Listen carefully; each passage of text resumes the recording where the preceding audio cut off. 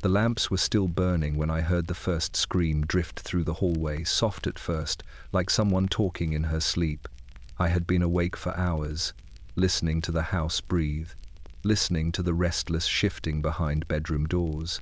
The doctor had visited earlier, carrying a bottle wrapped in brown paper, assuring everyone it would soothe the nerves. But even from where I sat, I could smell its sweetness hanging in the air. Too sweet, too heavy, like flowers left too long in a warm room. If you're here with me tonight, let the room settle around you. Let the quiet draw closer. And while you listen, tell me where in the world you're watching from. I always read those. And if you want more nights like this, more forgotten truths and shadowed corners of history, tap subscribe. It helps more than you know. Because the truth is this: in Victorian England, respectability sat beside madness at the dinner table. Wrapped in lace, sealed in glass, a single dose of this fashionable cure-all could turn a gentle woman into something unrecognizable. And no one, not her family, not her doctor, not even she herself, understood why the darkness came so quickly. Subscribe and stay with me. There are more poisons to unmask, more parlors where madness hides behind silk and candlelight, and more stories of women undone by the very remedies meant to save them. Tell me, where are you listening from tonight? The past is never as distant as it seems. The sweetness finds you before the darkness does. It curls through the corridor like a ribbon of warm breath, drifting under doors, sliding along wallpaper, settling in the quiet places where the house forgets to exhale. You feel it long before you understand it, a soft, syruped note in the air, like overripe fruit wrapped in linen. It doesn't belong here, not in this respectable home with its polished floors and dutiful silence. Yet tonight it fills every room, clinging to your sleeves, to your hair, to the very shape of your thoughts. You pause halfway down the staircase, hand on the banister, feeling the wood pulse faintly beneath your palm. The house is still awake, though no one else is. The gas lamps burn low, throwing pale halos against the walls. Somewhere above, a floorboard shifts a groan, a whisper, maybe only the wood cooling after the day's wait. But the sweetness presses in deeper, thicker, as though it has been waiting for you. You breathe again, slow and quiet. The air feels warmer than it should at this hour, almost damp. You swallow, trying to place the scent. Honey? Flowers? No, it's something medicinal, but gentler, coated in the kind of warmth one uses to lull a feverish child. And beneath that warmth, something sharper pulses a metallic thread, thin and persistent, like a warning dressed as comfort. You climb the last steps, careful not to wake anyone. The hallway stretches before you, narrow and dim, lined with portraits whose eyes seem to linger on your passing. You brush your fingertips along the wallpaper, feeling the faint texture beneath. Raised leaves, curling vines. Tonight they feel alive, fluttering a little beneath your touch, as though responding to the strange sweetness in the air. Your feet take you toward her room. You don't remember deciding to go, but the pull is gentle, inevitable. Her door stands half open, just enough for the gaslight to pour through in a thin gold line. The scent is stronger here, coating the threshold like invisible fog. You push the door softly, and it answers with a quiet sigh. Inside, the air is heavy, too heavy for breath alone. The curtains hang still, though the window is cracked open to the cold night. A single lamp burns on the bedside table, its flame stretched tall and trembling. And there she is, sitting upright in bed, her profile lit in soft amber. Her hands rest in her lap, motionless. Her chest rises, falls, but something feels wrong, as if her mind is far from here, floating somewhere just above her own body. Then you see it, the bottle on the table, brown glass, its surface glossy even in the dim light. A cork sits beside it, damp around the edges. The liquid inside glows faintly, a shade too bright to be harmless. Its sweetness is the sweetness you followed, the sweetness that led you here. You take one step closer, but she doesn't look at you. Her eyes remain fixed on the window, wide and unblinking. You call her name once, softly. No answer. The flame flickers. Outside, the wind pushes weakly at the glass. The sweetness thickens around you, settling on your tongue like dust. You realize, with a slow, creeping certainty, that this is not the scent of healing. It is the scent of something stirring, something beginning. And in the hush of that breathless room, with the lamplight trembling over her still hands, you understand. The night is shifting. Something inside this house has opened its eyes, and it will not close them again. The house should be sleeping by now. Every respectable home in this part of London rests by 11, fires banked, lamps dimmed, footsteps softened into memory. But tonight, yours refuses to drift into silence. It hums faintly, as if something restless has slipped beneath its floorboards, pacing from room to room, brushing against the seams of the walls. You stand at the landing, listening to the unsettled quiet, and you know before you even move that no one inside has truly fallen asleep.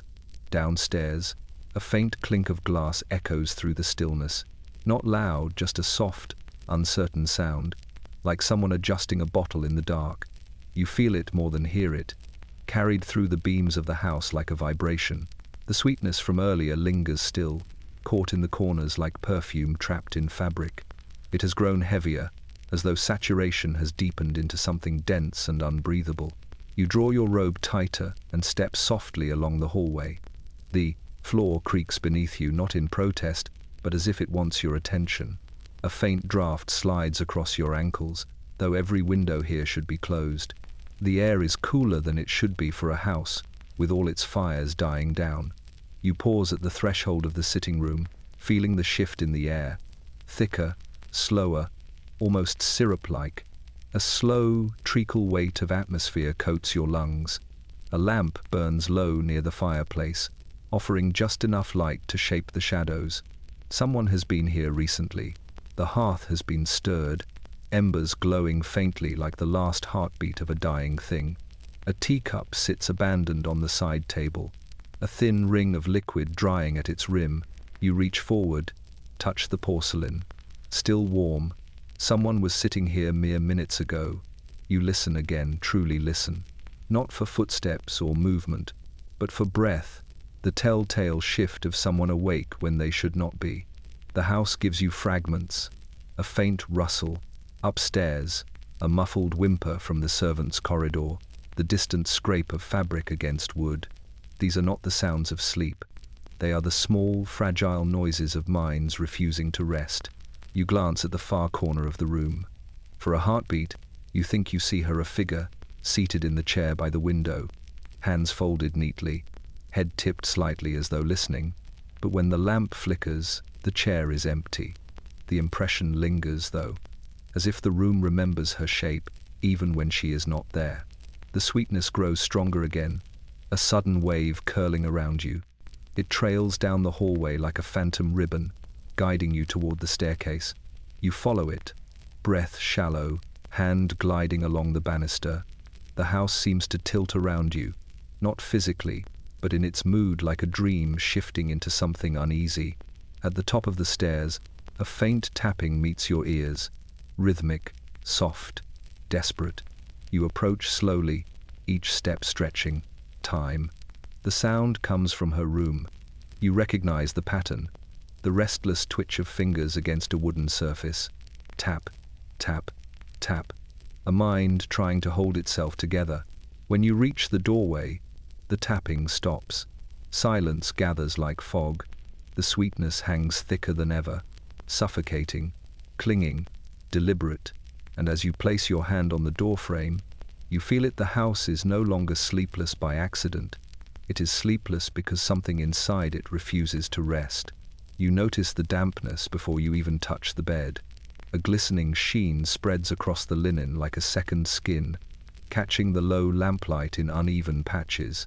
At first, you think it's just the warmth of the room, the kind that builds under heavy blankets and quiet breathing. But as you step closer, the scent changes, faint salt, sharp and metallic, tinged with that same cloying sweetness, drifting through the house. The sheets are soaked, not merely damp from restless sleep, but drenched, as if someone has been battling a fever that refused to break. You hesitate at the edge of the mattress, fingers hovering above the fabric. The air above it feels warmer somehow, holding the ghost of a body that has not rested. When you finally touch it, the linen is cold.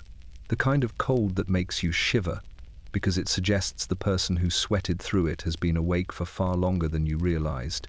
Her pillow is tossed aside, the indent of her head elongated, smeared toward the edge as though she slid out of it restlessly or abruptly. A single strand of hair clings to the fabric, curled and damp. The lamp beside the bed burns too low, its glow trembling as if the flame fears what shadows might emerge if it burns brighter. You move your hand along the sheets. The pattern of sweat is uneven, chaotic. You trace it with your fingertips, trying to piece together the shape of her night, twisting, sitting up, lying down, rising again. Each direction tells a story of agitation, panic, a mind wrestling something unseen. A faint sound brushes the edge of your hearing, the soft, quick rhythm of breath. Not here, not in this room. Somewhere just beyond the door. A stuttering inhale, a thin exhale. You freeze, listening. The pattern is too rapid, too shallow, like someone trying to breathe through a throat that no longer trusts itself. You step around the bed. A small trail mars the polished floorboards, a smear of footprints, bare and faintly wet. They arc away from the bed, toward the window, then toward the door, then back again. A looping path repeated many times, the marks overlapping like frantic brushstrokes. She's been pacing for hours. You kneel for a better look. The prints are oddly shaped toes pressing harder than the heels, as though she walked on the balls of her feet, teetering between balance and collapse. The wood beneath your hand is cold, carrying the memory of her restless wandering. You rise, following the faint trail toward the window. The curtains billow slightly, though there is no wind strong enough to move them. The window stands open just a fraction more than before. You peer outside. The street below lies in a hush of gaslit stillness. No passerby, no coach, only the slow curl of fog rising from the cobblestones. And then you hear it, a soft, wet sniff behind you. You turn. She stands in the doorway. Her nightdress clings to her spine, soaked through, darkened by sweat. Strands of hair stick to her temples. Her eyes are wide, too bright, dilated until her pupils swallow nearly all the color. She grips the sides of the doorframe as though the house might tilt and throw her off her feet. She doesn't speak. Her chest rises and falls in sharp little bursts, each breath a small fight. You take a step toward her. She takes one backward, jerking like a startled animal, fingers slipping against the wood. "Are you unwell?" you whisper. She swallows hard. Her throat bobs like she's forcing down something bitter. Then, in a thin, cracking voice, she whispers, "It's too loud." You blink. What is? Her gaze slides past you, toward the bed, toward the jar on the table, toward the window, anywhere but your face. All of it. She breathes. Everything. She presses a trembling hand against her temple. The sweetness won't stop humming, and the house, as if listening, falls into a silence so deep it feels like holding breath. You hear him before you see him, a distant, wavering voice drifting along the early morning street, thin, frayed, as though the fog itself is tugging at the sound. Town criers usually carry a certain steadiness, a practiced projection that pushes through even the densest London dawn. But today, the call trembles. It quivers like a candle flame bending toward its own extinction. You draw back the curtain just enough to peer outside. The world is pale and soft-edged, wrapped in the kind of fog that clings to chimneys and curls beneath carriage wheels. The cobblestones glisten with last night's dew, each stone reflecting the faint light of the gas lamp still burning. And there, emerging from the mist, is the crier. He moves like a man in two separate pieces, legs carrying him forward out of habit, upper body swaying as though buffeted by a wind no one else can feel. His bell dangles in his hand, swinging loosely, barely lifted. The usual clarity of his stride is gone. Instead, he shuffles, boots scuffing the stones. You watch as he raises the bell, makes a feeble attempt to ring it. The metal clinks against his thumb, slipping from his grasp. It falls, bouncing once before settling in a shallow puddle. He stares at it blankly, shoulders rising and falling in uneven breaths. The sweetness that now familiar, cloying sweetness, rides the cold morning air, drifting through the cracked window. You swallow against the taste of it. Something is spreading through the neighborhood, something that does not belong to fever or storm or sleepless nights alone. The crier sways on his feet. He reaches for the discarded bell but misses it entirely, fingers clawing at the air. Then, slowly, he presses both hands to his temples. His shoulders tighten. His knees buckle slightly, but he does not fall. Instead, he begins to mutter, not words at first, sounds, broken fragments, syllables that slip past one another like loose beads sliding from a snapped string. His voice strains with an awful pressure, as if something inside him is trying to claw its way out through speech. You press your palm against the window pane. The cold steadies you, but only just. He tries again. Hear ye. His voice cracks. The rest collapses into a choked gasp. He doubles over, clutching his chest, breath stuttering in and out like the bellows of a fire dying too quickly. A woman from across the street opens her door, a shawl wrapped around her shoulders. She calls out to him, hesitant but concerned. The crier lifts his head slowly, with visible strain. His eyes shine too brightly for the dim morning, pupils blown wide as night. For a moment, you think he will answer, but instead, he releases a sudden, sharp cry, not a call, not a warning, but a noise ripped from somewhere deep and wrong inside him. It shatters across the empty street, echoing against stone and shutter. The woman gasps. A curtain snaps shut. He straightens, trembling. His breath fogs the air in rapid bursts. Something glistens at the corner of his lip, saliva or sweat or some mixture of both. His hands twitch, fingers jerking like marionette strings pulled too tight. Then, without warning, he sprints. Not toward help, not away from danger, but wildly, aimlessly, feet slapping against the wet stones, arms flailing, as though chased by a sound only he can hear. He vanishes into the fog in seconds, swallowed whole by the pale morning. You back away from the window slowly, your pulse thudding in your throat. Downstairs, you hear her pacing again. The sweetness thickens, and the city, your city, seems to wake with something unsteady in its breath. You find her in the scullery long before you hear her speak. She stands with her back to you, shoulders trembling, fingers poised above the basin, as though she has forgotten why she came here at all. The morning light leaking through the small window catches the edges of her face, the curve of her cheek, the quiver of her jaw. She is young, too young to look as though the world has already begun to fray around her. You step softly across the tiles, mindful of the lingering quiet. The whole house feels stretched thin today, like fabric pulled too tight, threads ready to snap with the slightest tug. When you say her name, she jolts, not turning, not answering, just freezing in place, breath caught somewhere high in her throat. When she finally looks over her shoulder, her eyes are rimmed with red, not from crying, you suspect, but from lack of sleep. She wipes her hands on her apron even though they are dry. Her gaze flickers toward the staircase behind you, toward the rooms above, where the sweetness still coils thick and warm. You ask her gently what she saw. She hesitates. Her lips part, then close again. For a moment she looks like a child trying to swallow a nightmare rather than speak it aloud. You move a little closer, lowering your voice, making the scullery feel small and safe, though it no longer feels like any corner of the house can offer safety. At last, she whispers, she wasn't alone. The words settle like dust. You try to keep your expression calm, though something in your spine prickles sharply. You ask what she means, but she only shakes her head, wringing her hands, fingers twisting the apron's fabric until it strains. She was talking, the girl murmurs, talking as though someone answered, but there was no one there. I checked the hallway twice. Her chest rises swiftly, air catching. She leans back against the table as if the memory pushes her physically.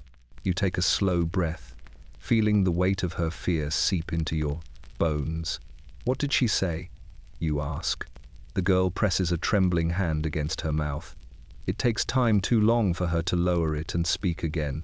She kept asking why it was humming, over and over, like she wanted it to stop, like it was hurting her.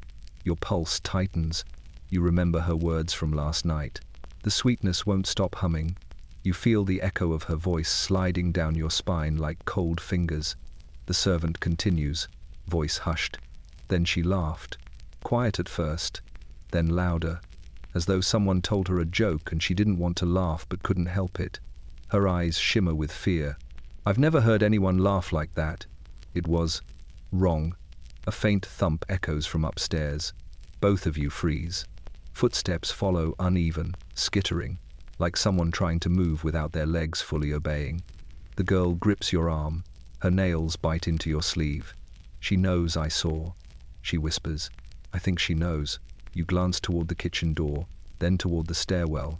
The sweetness drifts down again, thicker now, sticky as syrup, creeping into the cracks between floorboards.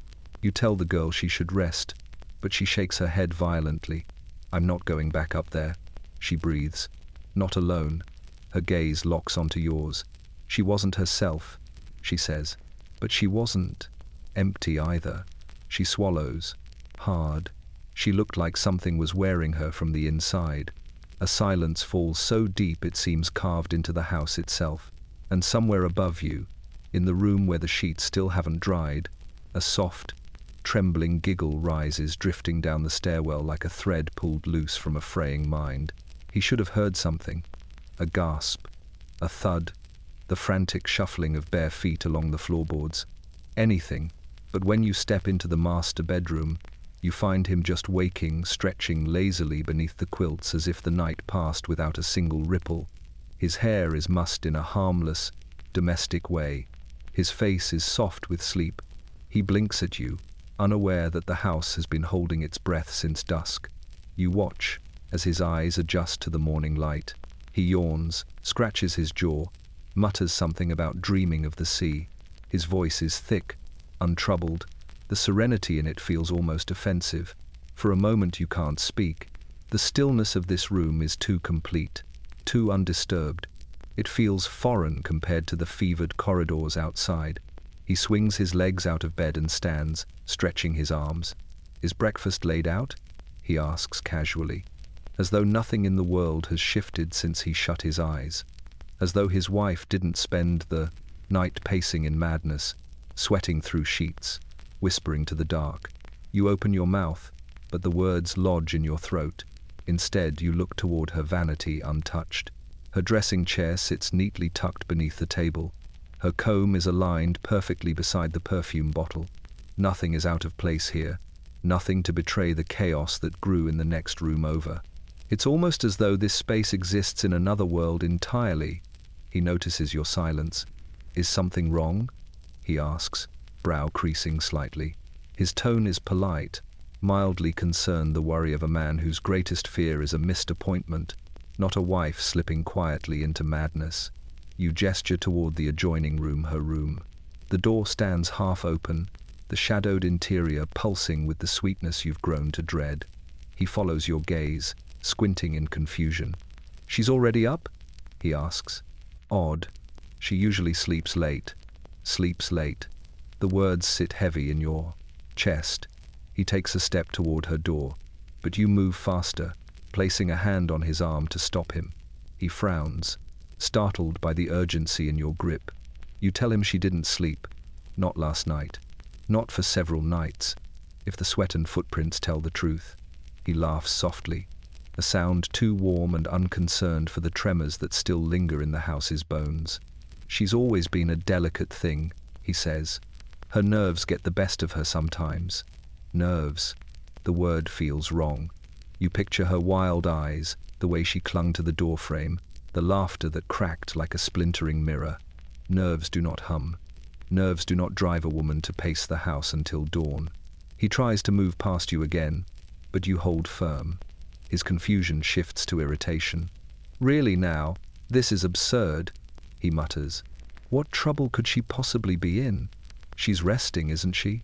She always rests. Always rests. He says it as if saying it will make it true. You pull in a slow breath, gathering your words like fragile glass. You tell him she isn't resting. You tell him what you saw, the sweat-soaked sheets, the frantic pacing, the look in her eyes when she said the sweetness was humming too loudly. You describe the servant's terror, the giggle that floated down the stairs like a cracked melody. His face drains of color, but not with understanding, with disbelief. You're exaggerating, he insists. She's not unwell. She's simply sensitive, as if sensitivity could carve madness across a mind in a single night. You step aside. If he must see it to believe it, then let him go. He crosses the threshold into her room. The sweetness meets him instantly, curling around his head, thickening the air. He pauses, nostrils flaring, and then he sees the sheets, the sweat, the prints, the empty, overturned teacup. He whispers her name. The room does not answer, but from somewhere deeper in the house, down a corridor, behind a half-closed door, you hear her begin to laugh again, higher this time, sharper, the sound of a mind fraying thread by delicate thread. And at last, the husband understands. He slept through the first warning. There will not be a second. It begins as a trick of the light, at least. That's what you tell yourself when you first notice it. A subtle darkening along the vines inked into the walls, a slight shift in the curling leaves that twine their way across the paper. Victorian homes have their peculiarities. After all, drafts that wander through hallways, gas lamps that flicker for no reason, shadows that stretch a little too long at dusk. But today, nothing feels like an ordinary peculiarity. You stand just inside her bedroom doorway, the husband behind you, his breath still unsteady from what he has seen, the sheets, the footprints, the scent. His face remains pale, mouth slightly parted, as though his mind can't decide whether to accept the truth or run from it. Yet the first thing that truly unnerves him is not the sweat-soaked bed or the overturned teacup, it's the wallpaper. At first, he doesn't see it. He blinks, squints, tries to shake off sleep's residue, but once he does, his posture stiffens, his head tilts, his eyes narrow, tracking something invisible to logic but obvious to instinct. You notice it too. The vines seem to shift, their outlines wavering, like plants stirred by an unseen breeze. The flowers printed between them darken, their edges softening, petals curling inward then outward again as if blooming in slow, unnatural motion. You step closer. The floor creaks. The wallpaper stills as if it heard you. You hold your breath. Every part of you tenses. The husband swallows. It's only the light, he whispers, but the uncertainty in his voice betrays him. You move to the window. The fog outside casts little movement through the glass. The street beyond lies motionless. The curtain is steady. The lamp burns without flicker. No shifting shadows. No drifting branches. And yet, when you turn your head slowly back toward the wall, the pattern seems to ripple again. A faint undulation. A sigh. You press your palm to the wallpaper. It's warm. Not warm, like sunlight or the touch of a hand, but a deep, internal warmth, like heat trapped beneath the paper, or something living behind it. You jerk your hand away. The husband steps backward, colliding with the foot of the bed. The vibration sends a small shiver across the wall, and this time the vines unmistakably ripple, inch by inch, as though retreating. You tell yourself it's absurd, impossible. Patterns do not pulse. But the scent in this room, that syrupy sweetness, has grown thicker still, clinging to your tongue. It clouds the air with something half dream, half delirium. You approach the corner where the vines seem darkest. You lean closer, and then you hear it. A faint rustling, too soft to be leaves, too rhythmic to be wind. It sounds like fabric brushing against skin, or the gentle shifting of many tiny legs beneath the surface. You stagger back, pulse pounding in your throat. The husband grips the footboard with both hands, knuckles white. The room feels suddenly smaller, the ceiling lower, the walls inching inward with slow, oppressive breath. Then, from behind you, the servant girl's voice cracks through the silence. She used to stare at that wall. She whispers, trembling. For hours, as if something in it was staring back. You turn sharply, but the girl's eyes are fixed on the shifting vine pattern. Her lips tremble. She clutches her apron like a lifeline. She said the sweetness made it move. The girl continues. Said it made everything move, even if you tried not to look. The husband speaks at last, voice hollow. Where is she now? Before you can answer, a soft tapping echoes from the hallway, slow, deliberate, too controlled to be the frantic footsteps from before. Tap, tap, tap. The wallpaper stills. The room freezes. And you know without seeing her, without hearing her voice, that she is no longer pacing mindlessly. She is waiting. Somewhere in this house, she stands very still, listening to the walls breathe with her. And the sweetness, thick and heavy, hums its low, unceasing note. Twilight is a dangerous hour in this house now. It is the time when shadows stretch their limbs, when the fog outside thickens and presses its weight against the windows, when the sweetness settles low and quiet in the air like a creature waiting to be fed. Tonight, you feel it the moment you cross the threshold, the sense that something is sliding into place, that the house itself knows what is coming. The husband stands tense beside you, arms crossed too tightly, jaw clenched as if he could hold the world steady by force of will. The servant lingers in the doorway, eyes wide, wringing her hands until the fabric of her apron is nearly torn.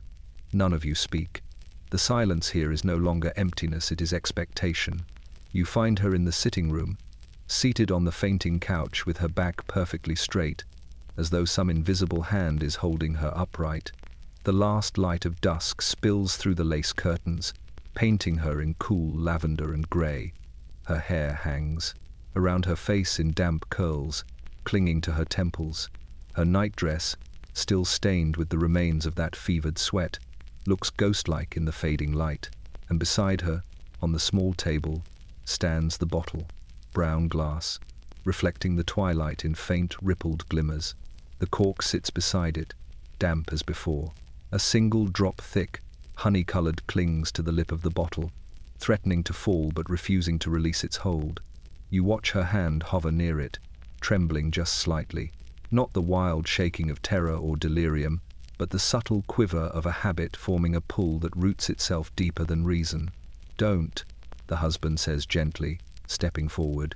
Please, my love, not again. She turns her head toward him, slowly, as though the motion is unfamiliar. Her eyes meet his, and something in them flickers recognition. Sorrow, defiance, hunger. You cannot tell which part of her still belongs to herself. It helps, she whispers, though her voice is brittle. You don't hear it. You don't feel it pressing. She touches her temple, fingers pushing into her skin. The humming. It grows louder when the light fades. Her voice cracks on the last word. She closes her eyes, breathing shallowly, shoulders lifting with each strained inhale. The sweetness spreads around her like invisible smoke. You approach cautiously, lowering yourself to her level. What humming? You ask softly. Her eyes snap open. They are too wide, too bright. The walls, she says. The vines. The whole house hums like a tuning fork. It vibrates through me. The tonic quiets it. You exchange a glance with the husband. His fear has sharpened into something colder, something that understands this is not mere nerves or exhaustion. She lifts the bottle with trembling fingers. You reach out instinctively. Let us help you, you say, voice low. Put it down. Whatever it is doing, it is not healing you. She shakes her head with a tiny, frantic motion. It soothes, she insists. Just a little, just enough. The servant gasps softly when she tips the bottle. The liquid catches the last sliver of twilight as it pours, shimmering like liquid amber. She lifts it to her lips. The sweetness thickens around you, suffocating, cloying, clinging to the back of your throat. You act without thinking. Your hand closes around her wrist, just as the tonic touches her mouth. For a moment, the whole house stops, the walls, the floorboards, even the distant ticking of the hall clock.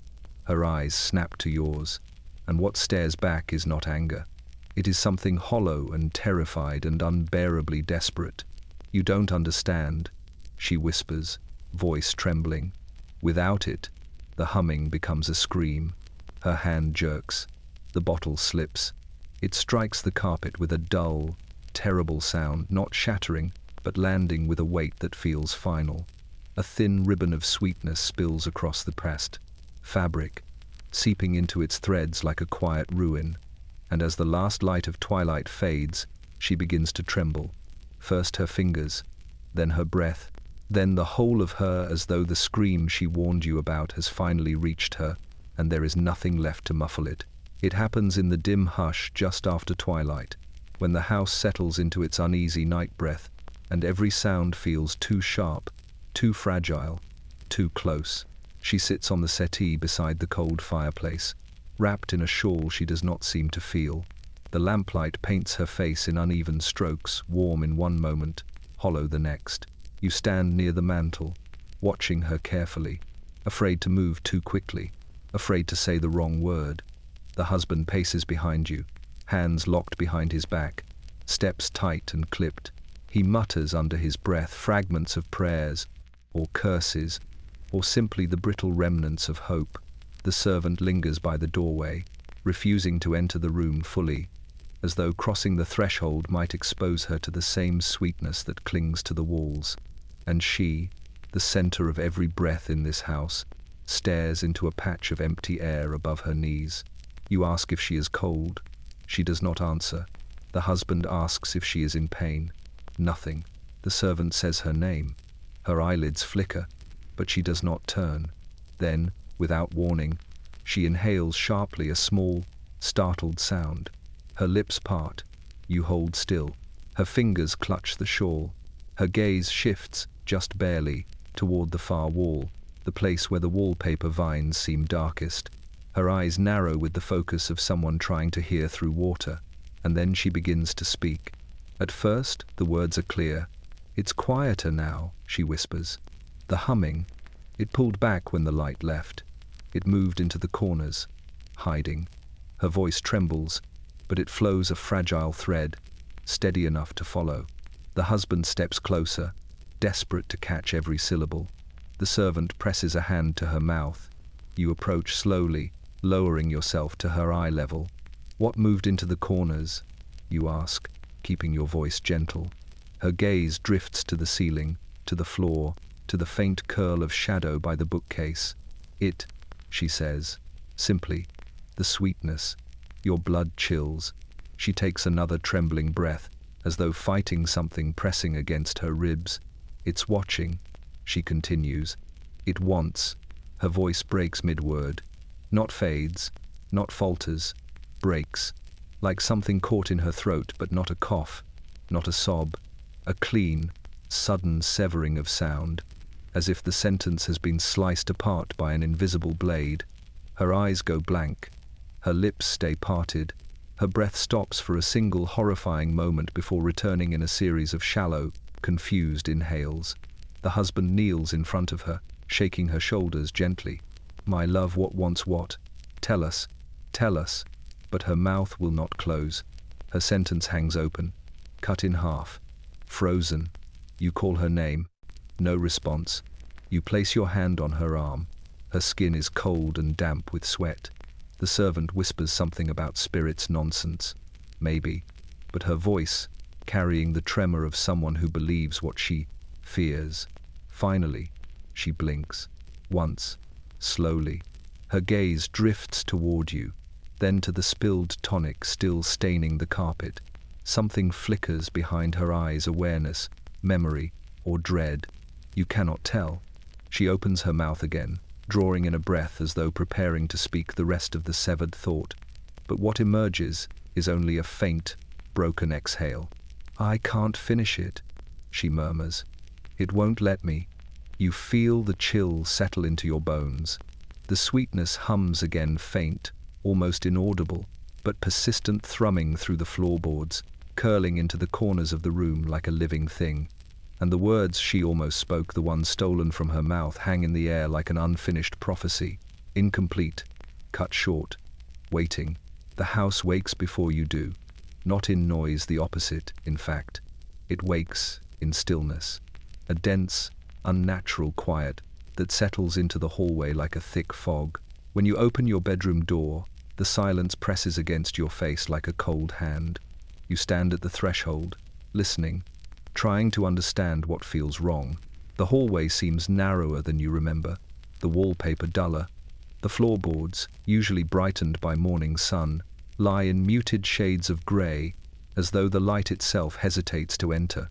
Even the air feels thick, not heavy with scent this time, but with something else. Anticipation, a held breath, a warning. You take a slow step forward. The floorboard beneath your foot doesn't creak. It should creak. It always creaks. But today, the house feels braced, muscles tensed, posture locked, every timber and nail poised in rigid silence, as though any sound might draw something's attention. Behind you, the servant girl emerges, moving like someone stepping into deep water. Her eyes dart from door to door. She wrings her hands to keep them from shaking. She whispers that she didn't sleep, not even for a moment. She kept hearing tapping, but not footsteps, not pacing this time. A softer tapping, as if fingernails brushed the wall in a slow, deliberate pattern. The husband appears last. His face is drawn, his eyes with dark crescents beneath them. His confidence, the arrogance of a man convinced the world bends around his comfort, has evaporated. Now he moves carefully, scanning the hallway for any sign that his wife is nearby. You all stand together in the silent corridor for a moment, bound by the same unspoken thought. Where is she? You call her name softly. The hallway absorbs the sound. It doesn't echo. It doesn't carry. It simply disappears, swallowed whole by the house. A chill slides down your spine. The servant shivers. The husband clenches his fists. You begin moving toward her bedroom. The door stands open, just a crack, an invitation or a threat. You reach out, but before your fingers touch the wood, you hear it. Something shifting inside. Not movement across the floor, not the rustle of fabric. A faint, deliberate inhale, as if something inside the room has been waiting for you. You push the door open slowly. Her room is empty. The sheets lie twisted on the bed, not freshly soiled with sweat this time, but wrinkled in a way that suggests a night spent in restless, anxious movement. A faint imprint mars the pillow, as though she rested her head for only a moment before rising again. The window is open wider than before. A cold draft chills the room, lifting the edges of the curtains in lazy, uneasy sways. Outside, the fog thickens against the glass, pressing forward as though trying to enter. But it's the floor that stops you. A trail of faint, dusty footprints tracks from the bed to the doorway. But the prints are wrong, too small, too uneven, toes dragging as though she walked half asleep or half conscious, each step guided by something unseen. They lead into the hallway, and then they stop. Abruptly, in the dead center of the corridor, the husband kneels, tracing them with trembling fingers. She stopped here, he whispers. Stopped, and then what? Vanished? You study the wall where the prints end. The wallpaper vines darken again, curling in a way that feels too organic, too serpentine. The servant gasps, stepping back. And then you see it. A single fingernail scratch along the wallpaper. Just one. Thin, precise, fresh. You run your hand along the wall. The wallpaper feels warm again, pulsing with that faint beat you felt before. The husband stands, swallowing hard. You look back down the hallway, at the staircase, at the scattering of morning light. The house holds its breath again, and you realize the truth. She did not simply wander. She was pulled. Somewhere in this house, behind a wall, beneath a floorboard, or in the very air itself, something has taken hold of her. And now, the morning waits, still, listening. You find her in the morning room, seated exactly where no one left her. The curtains are still drawn, keeping the world outside at bay, though a thin sliver of daylight slips through a gap in the fabric, cutting across her face like a soft blade. She sits very still, too still, hands folded neatly in her lap, shoulders relaxed in a way that would look calm if not for the tension coiled beneath her skin. It's her smile that stops you. A small, polished expression, the kind a hostess might wear when greeting afternoon callers. Except this one is wrong. It settles on her lips, but never touches her eyes. Her gaze remains fixed, glassy, distant, as though her thoughts have retreated somewhere behind the surface, leaving her expression suspended like a mask. The servant girl stands frozen near the doorway, clutching a tray of untouched breakfast. She whispers that she found the mistress already sitting there at dawn, the room cold and silent as a tomb. She tried speaking, tried coaxing her toward the table, but the woman only smiled that same thin, eerie stretch of the mouth and returned to staring at nothing. The husband steps in behind you, his breath tightening when he sees her. "My love," he murmurs, voice cracking. "You're awake." She blinks once, slowly. The smile stays. You approach her carefully, each step deliberate, as though drawing too close might shatter the fragile balance holding her upright. When you reach her, you crouch down so your eyes are level with hers. Up close, her pupils look strange, too large, swallowing the color around them. Her eyelids flutter faintly, as if struggling to remember how to blink. You say her name gently. She tilts her head, just a fraction, just enough to suggest she heard something. The husband kneels beside you. "Darling, please speak to us." Her smile widens by a hair. It is not reassuring. You watch her hands. Her fingers twitch every so often, tiny, involuntary spasms, like the aftershocks of a tremor that began deep inside her and has not yet settled. The shawl around her shoulders rises and falls in shallow breaths. You ask if she slept. Her lips part. For a heartbeat, you think a word will emerge, but what comes instead is a faint, breathy hum, a sound too soft to belong to a human throat, too smooth to be accidental. It vibrates in the air between you, barely audible but unmistakably deliberate. The servant backs away. The husband's face goes pale. You whisper her name again. "What are you hearing?" She blinks. Her gaze shifts not to you, not to her husband, but toward the wall behind him. The wallpaper vines seem darker again, curling in patterns that feel almost predatory. Her smile holds.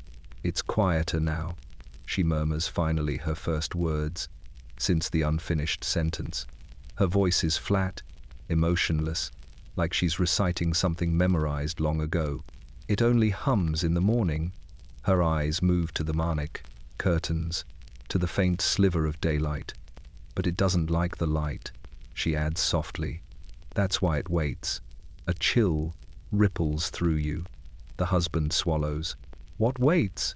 She continues to stare at the curtain. Her smile begins to tremble, but still doesn't reach her eyes. "When the sun rises," she whispers. "It hides." You ask again. "What hides?" Her lips move, forming the beginning of a word, but then she stops.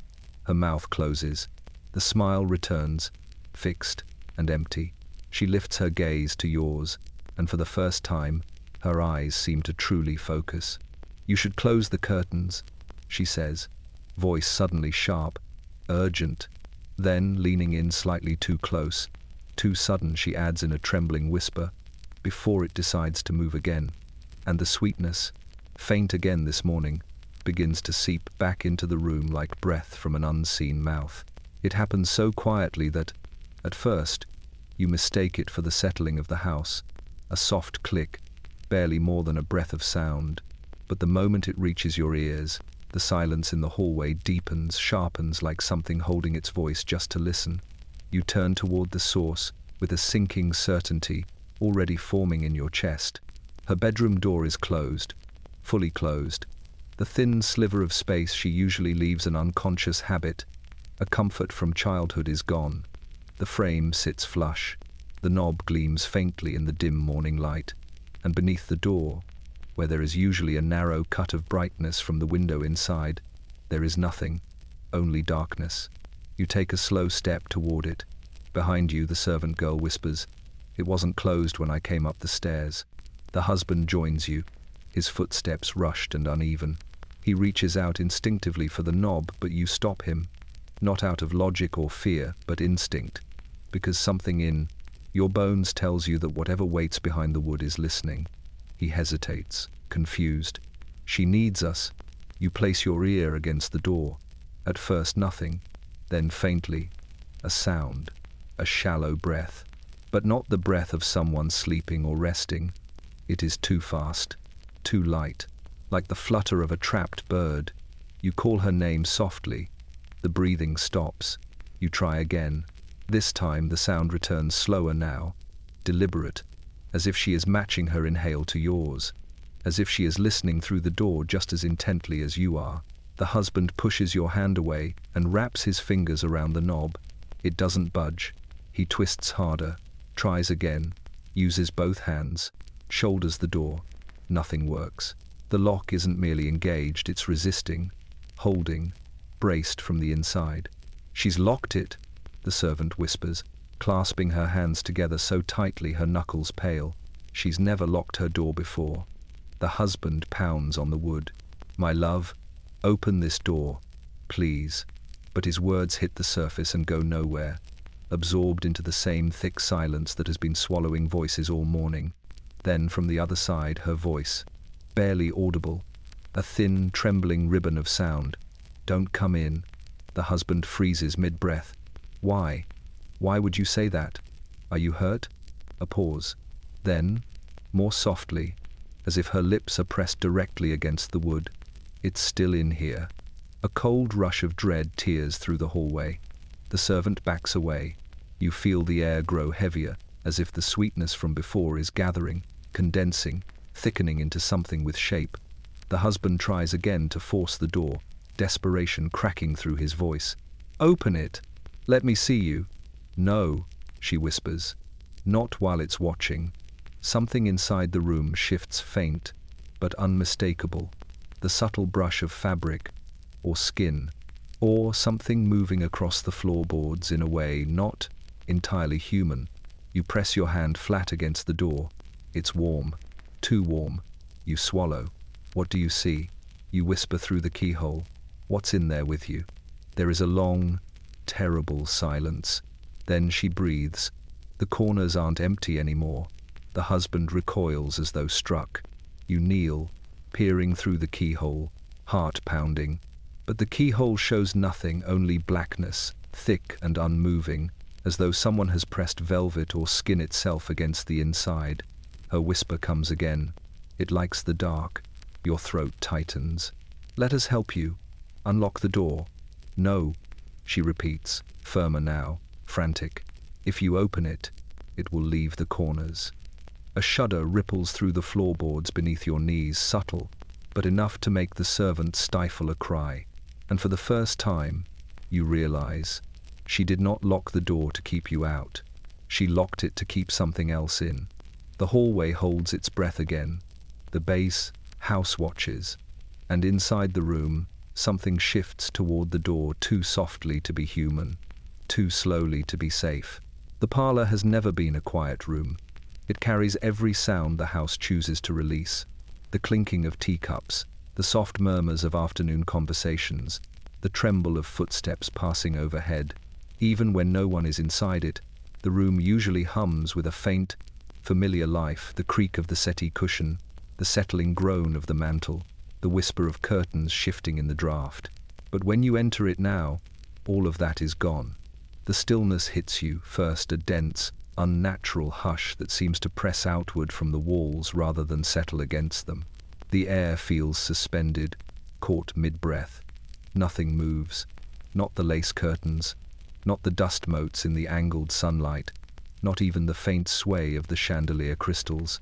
For a moment, it feels as though time itself has retreated from this room. You step inside cautiously, your footsteps muffled by the heavy carpet.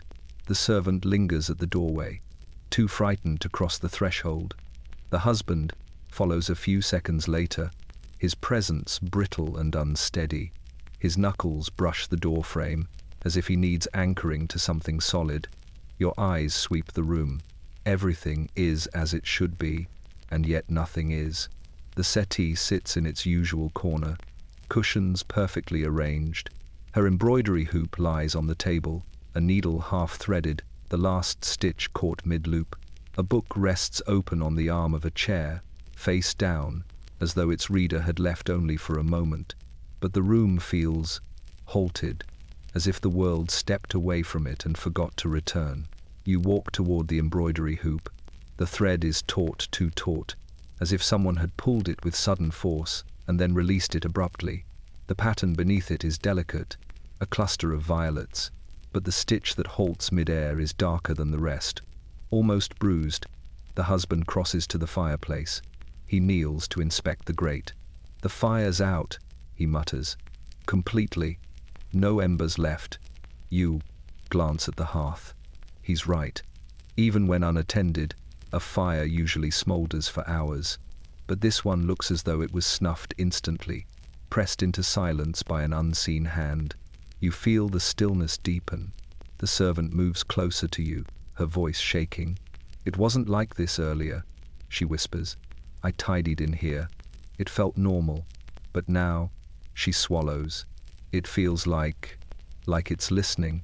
You press your fingertips to the arm of the sofa. The fabric is cold, not the coolness of a room left unheated, the cold of something that has been drained. You turn slowly, scanning the walls. The wallpaper vines seem darker here too. The petals in the printed flowers appear softer, as if newly wilted. The edges blur slightly when you stare too long, as though they might slip from the surface and crawl into the air. And then you notice the rug. A faint indentation near the center, the shape of a knee.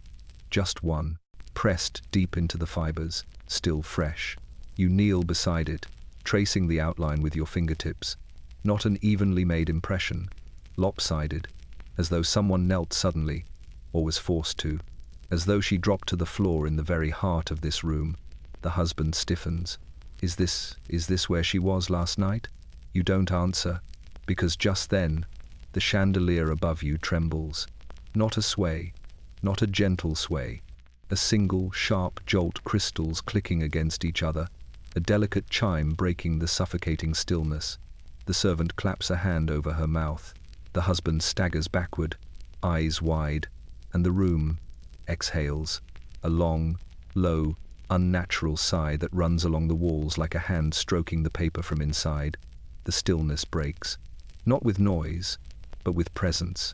Something was here, something knelt, something moved, and whatever it was, it has not entirely left. You smell her before you see her. It clings to the air at the threshold of the hallway, that sweetness, heavy and wrong, the same syruped fragrance that seeped from the bottle, from the sheets, from the trembling corners of her room. But here, in this narrow stretch of corridor, it has changed, ripened, thickened, turned into something almost bodily. You pause at the top of the stairs, breathing shallowly. The scent hangs low, as though it has weight, pooling around your ankles first, then rising slowly toward your chest. The servant girl cuffs her sleeve over her mouth. The husband stops mid-step, one hand gripping the banister so tightly his knuckles whiten. The smell is not perfume, not tonic, not sweat alone. It is all three mingled into something new, something that feels alive. You follow it down the hallway, each step quieter than the last. The air feels humid, clinging to your skin like damp cloth. Shadows deepen in the corners, clustering together like animals seeking warmth. The gas lamps flicker, their light dimming just slightly, as though reacting to the sweetness the way a flame reacts to lack of oxygen. When you reach the open doorway at the end of the hall, the scent overwhelms you, and there she is, standing before the window, back turned, hair loose and tangled down her spine. Her nightdress hangs unevenly, one sleeve slipped almost to her elbow. She stands perfectly still, as though carved from the same pale material as the fogged glass she faces. The morning light outlines her in soft grey, illuminating the sheen on her skin. Sweat, beads of it roll down her temple, her neck, the curve of her shoulder glistening, shimmering, catching the dim light like droplets of melted wax. But it isn't normal sweat, and you know it instantly. The scent rises from it, the sweetness, the ripened, heady odor that is soaked into every corner of the house. She smells like the drug. The husband steps forward hesitantly. "My love," he whispers. Her head tilts gently, too gently, not turning, not acknowledging, just tilting. as though listening to something just above her shoulder. You edge closer. Her breathing is shallow. Each inhale pulls the sweetness from her skin into the air. The room feels fevered, thick with it. You speak her name. Slowly, painfully slowly, she turns. Her eyes are glassy, rimmed in red, pupils so wide they seem to swallow her irises whole. Yet she smiles. That same empty, brittle smile you've seen once already. But up close, you notice something worse. Her skin is flushed in strange patches along her collarbone, across her wrists, down her throat. The flush is blotchy, almost bruised, and beneath the sheen of sweat, her skin seems too warm, too sensitive, as though touched by invisible hands. She lifts one trembling hand and places it on her cheek, as if showing you something. Her fingers shake uncontrollably. "I can feel it," she whispers. The husband steps closer. "Feel what?" She looks at her own skin, not with fear, but with a kind of detached horror, as though her body no longer belongs to her. "It moves," she whispers. You feel your pulse spike. "What moves?" you ask, voice barely more than breath. Her fingers drag across her cheekbone, leaving faint, wet streaks of sweat. "The sweetness," she says. "It's inside. It's crawling." The servant makes a terrified sound and backs into the hall. You step closer despite yourself. Her breath trembles. "It doesn't want to stay in the air anymore," she murmurs. "It likes skin better." The husband reaches out, intending to touch her shoulder, perhaps to reassure himself she is still flesh, still warm, still present. But before his hand can meet her skin, she jerks backward violently, as though struck or controlled by something tugging her spine like a string. "Don't!" she gasps, stumbling toward the window. "If you touch it, it will cling to you." You freeze. The sweetness pulses. The room seems to contract around her trembling form. And as she stands there, eyes wide, breath fluttering, sweat dripping in trembling beads along her jaw, you realize the scent does not cling to her skin. It emanates from it, seeping outward, spreading, becoming something the house breathes in as easily as she does. You find the letter on the floor before you find her. A torn scrap at first, folded unevenly, then another ripped clean through the middle, as though by hands that no longer remembered how to stop. The pieces scatter across the hallway like fallen leaves, edges jagged, ink bleeding faintly where sweat or something wetter soaked the paper. You kneel and gather one fragment. The handwriting is elegant, practiced, undeniably familiar. Her sister's looping script, the kind reserved for affection and worry. You skim the first words. "Are you unwell?" We heard rumors, but the sentence ends mid-thought, severed where her nails must have caught the paper. More scraps litter the floor, leading toward the morning room like a breadcrumb trail left by someone fleeing their own mind. You swallow a tight breath. Behind you, the servant girl stares at the torn pages with hollow fear. "I heard her this morning," she whispers. "She was speaking to it, or trying not to." You don't. Ask who it is. Not yet. The husband crouches beside you, gathering a handful of scraps with trembling fingers. "She never tears letters," he murmurs, almost to himself. "She saves them. Everyone." His voice cracks. "Even the dull ones." You stand, following the trail into the morning room. She sits in the far corner, knees drawn to her chest, fingers stained with ink where she tore the paper too quickly. Her nightdress clings to her in patches, and her hair hangs loose, wild around her face like a halo that has begun to wither. She does not look up when you enter. Her gaze stays fixed on the far wall, where the wallpaper vines seem darker, curling inward toward a shadow that has no clear source. You approach her carefully. "There was a letter," you begin. She flinches, just a small twitch, barely visible but enough to hollow your stomach. You kneel beside her, holding out one of the torn scraps. "Why did you tear it?" She blinks slowly, finally turning toward you. Her eyes look wrong, not fully vacant, worse, half present, as if her attention flickers between you and something hovering just beyond your perception. "It was speaking," she whispers. You frown. "The letter?" She shakes her head. Her breath quivers. "No, the ink." A cold wave runs through your spine. She presses her fingers to her temple, smearing a faint stain of blue-black ink on her pale skin.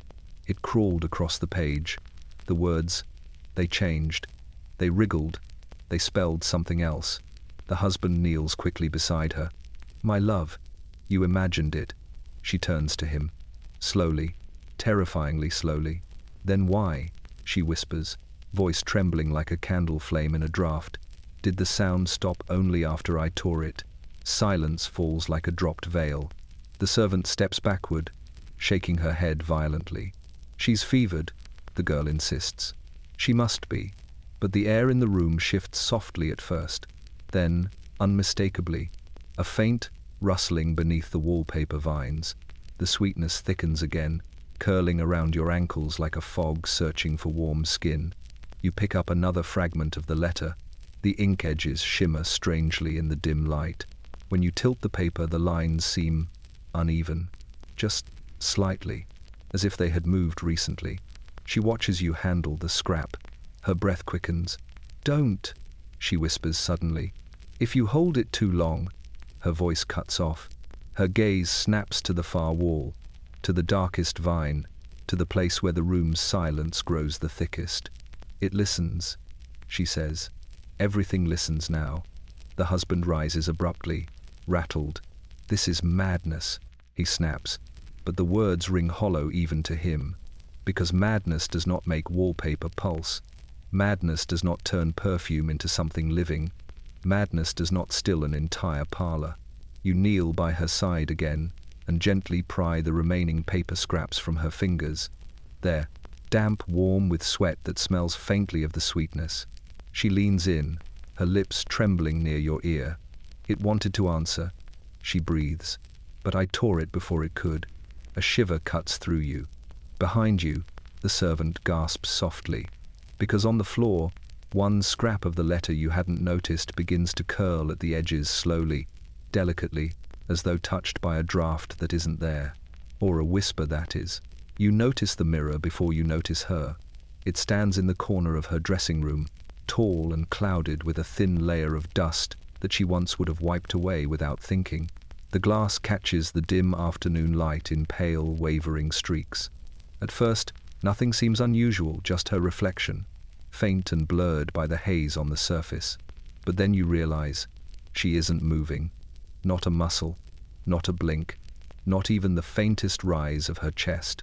She stands facing the mirror, hands hanging at her sides, shoulders rigid, head tilted just slightly as though listening to someone whisper inside the glass. Her entire body is locked in place like a statue left out in a storm. You step into the room quietly, each footfall muffled by the thick carpet, though you suspect she wouldn't have reacted even if you had slammed the door. The air in the room feels stagnant again, stale, and laced with that sweetness that seems to cling heavier every day. The husband hovers behind, you, unsure if he should call her name or flee the room entirely. The servant girl refuses to cross the threshold, whispering hurried prayers under her breath. You inch closer, trying to see what she sees. Her reflection looks wrong. It's subtle at first, a faint distortion, like a heat shimmer rising off sun-baked stone.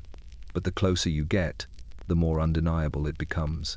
Her mirrored self seems to be lagging, a fraction of a heartbeat behind her real movements. But she hasn't moved, not in body, not in breath, and yet something in the reflection shifts, just as you take another step. Your skin crawls. Do you see it? She whispers suddenly, still unblinking, still frozen in front of the glass. The husband flinches. "See what?" he manages. Her lips barely part. "The other, me." Your pulse stutters. You move to her side, cautiously, your gaze shifting between her actual face and its ghostly twin in the mirror. Her skin is flushed in patches again, the same sickly warmth pulsing under her cheeks. Her pupils are blown wide, sweat beads across her neck and collarbone, catching the light like scattered droplets of amber. She whispers again, voice cracking, "It's not me. Not anymore." The husband tries to reach for her hand, but she jerks away with a sudden, violent recoil, the entire frame of her body snapping backward as though pulled by a string. "Don't touch me," she gasps. "Don't touch it." Her eyes dart to the mirror. You follow her gaze. Her reflection is too still, too separate. A thin line of condensation streaks the glass where her breath should be. But there is nothing. Only your reflections breathe. Faint fog gathering and fading from the surface. Hers remains unmarred, as if the mirror refuses to acknowledge she is alive at all. She lifts a trembling hand toward her face and the reflection does not follow. The husband chokes on a breath. The servant girl stifles a scream. You stare, disbelief, hollowing into dread. And then, with a slow, deliberate shift, the reflection tilts its head. Not her, just the reflection. A soft, wet sound escapes her throat as she stumbles backward, clutching her chest as though something inside her has tightened its grip. "It wants my face," she whispers hoarsely. "It wants to wear it."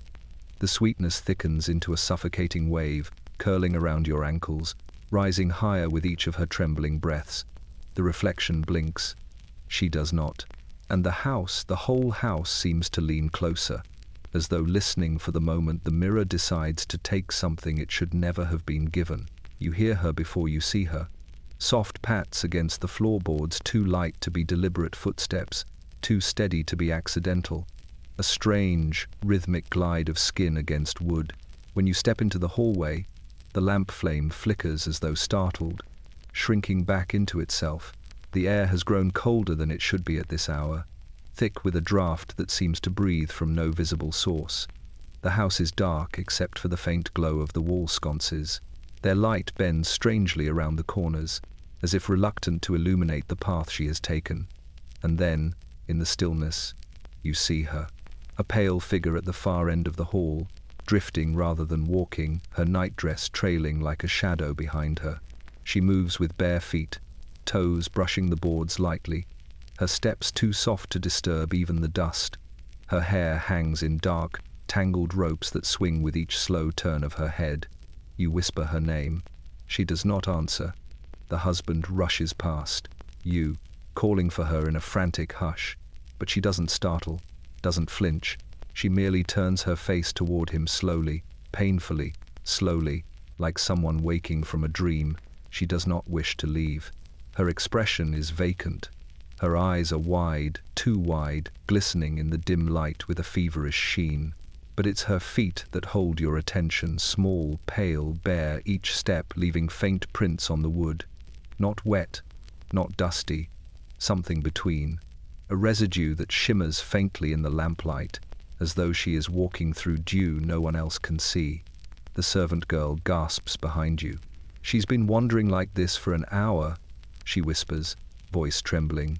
Back and forth, no direction, no purpose, but there is something wrong about the way the boards sound beneath her, or rather, do not sound. Even as she shifts her weight from heel to toe, the wood remains silent, the house giving no protest, as though it knows better than to draw her. Tension. You take a step forward. Her head snaps toward you, not with curiosity, not with recognition, but with the sudden, predatory awareness of something that does not want to be observed. Her breath comes in short, shallow quivers, shoulders rising with each fragile inhale. The sweetness clings to her like mist, radiating from her skin in warm, oppressive waves. It fills the corridor, slipping into your lungs, coating your tongue. The husband reaches for her hand, trembling, desperate. She jerks away violently. Her feet skid across the floor, and for a moment you see the full truth of her barefoot wandering. Her toes are red, raw, as though she has walked far more than the length of the hallway, as though she has paced a great distance, rooms, corners, walls again and again, endlessly, without memory or rest. "Where have you been?" you ask gently. "What were you looking for?" Her lips part. A faint tremor crosses her face. Then she whispers, "Not looking." Her gaze flickers downward. "Running." A chill races across your skin. Running from what? She looks at the floor, at her feet, at the faint shimmering residue she leaves behind. Her voice barely rises above a breath. "It followed me." The hallway contracts around you. The walls seem to lean closer. The shadows deepen. The servant girl stifles a sob.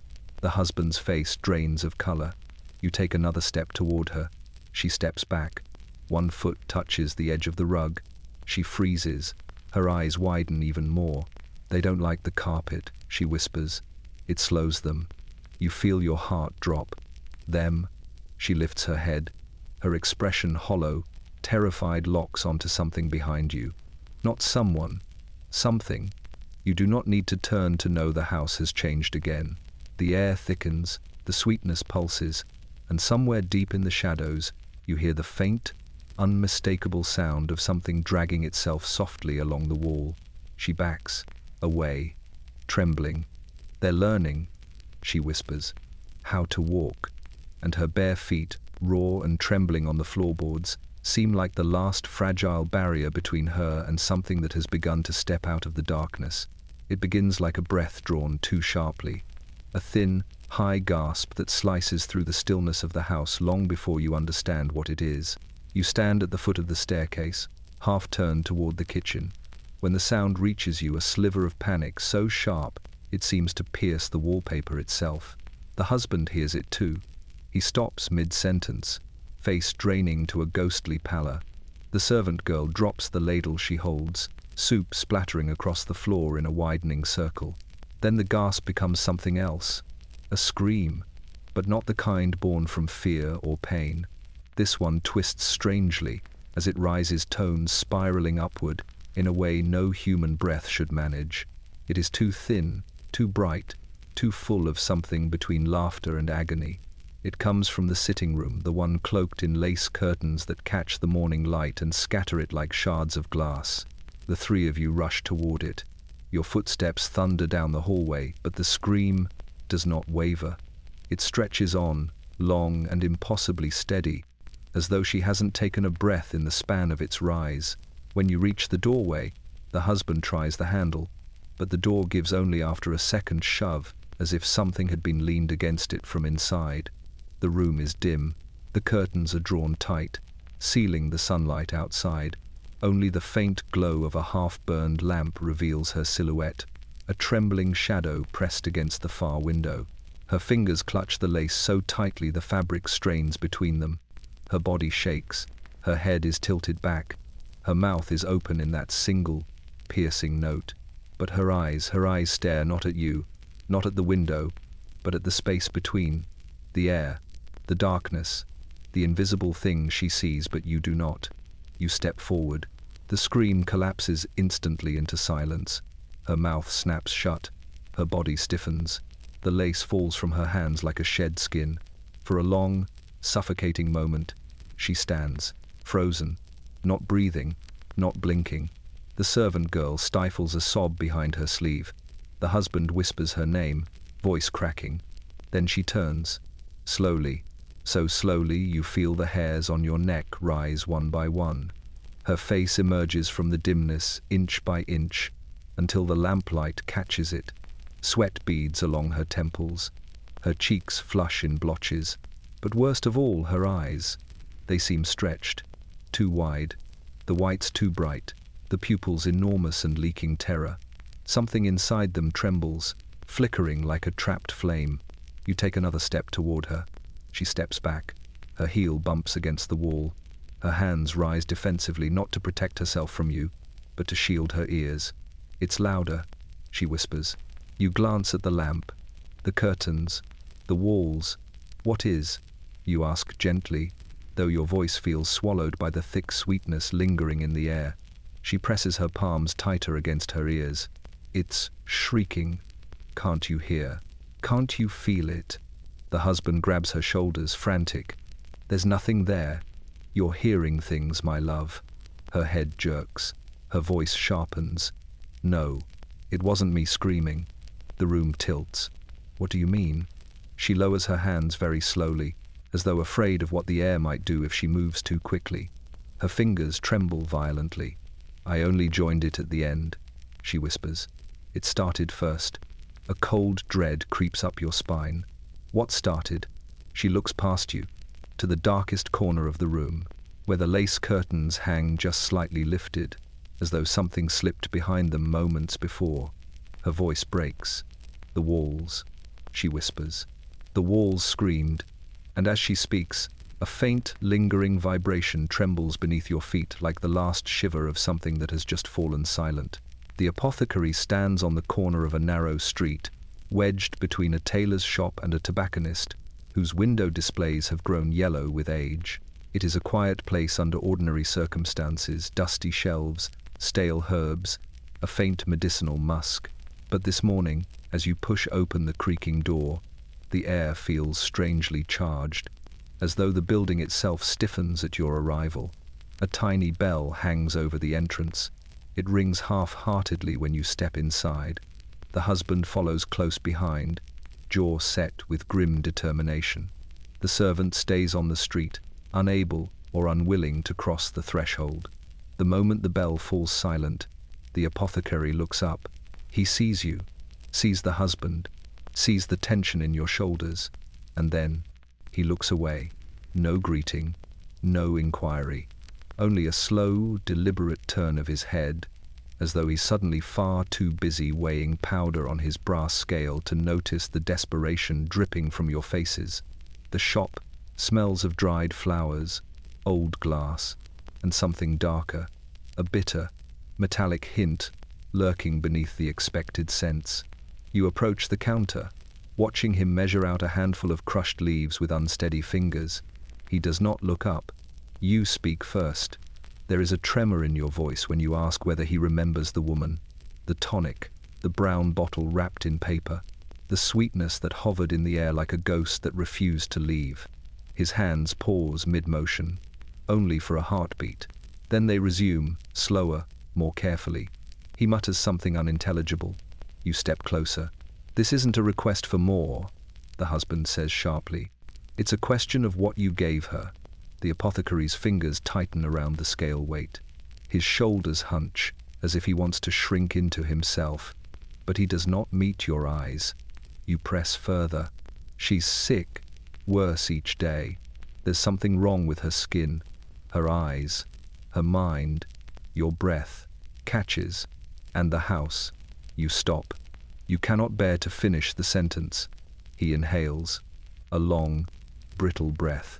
Then he whispers, "I warned her not to take too much." The husband slams his hand on the counter. The apothecary jumps. The scale clatters. A jar tips and rolls, scattering dried chamomile across the wooden surface. "Tell us what was in it," the husband growls. The apothecary finally lifts his gaze.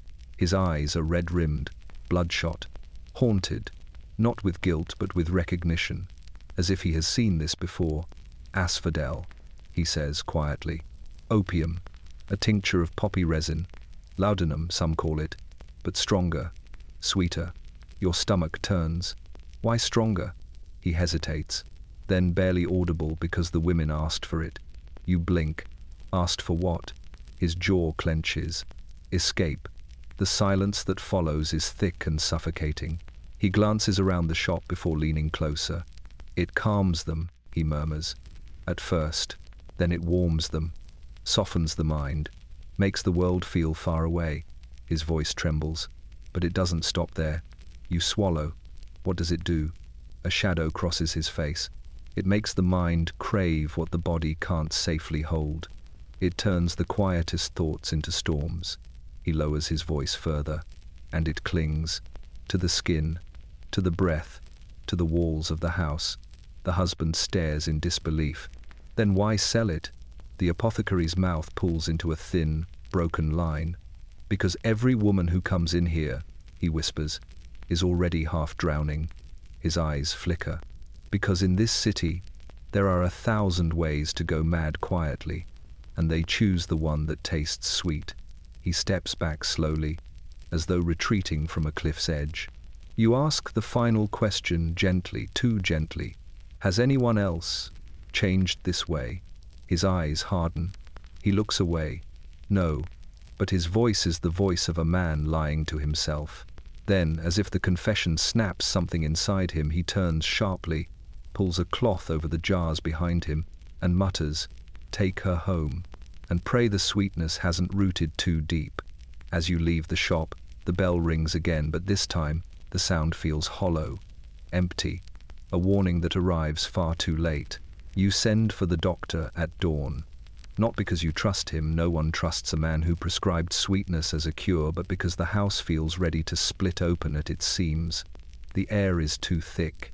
The shadows move too slowly. And she drifts in and out of herself like a tide trapped inside four walls.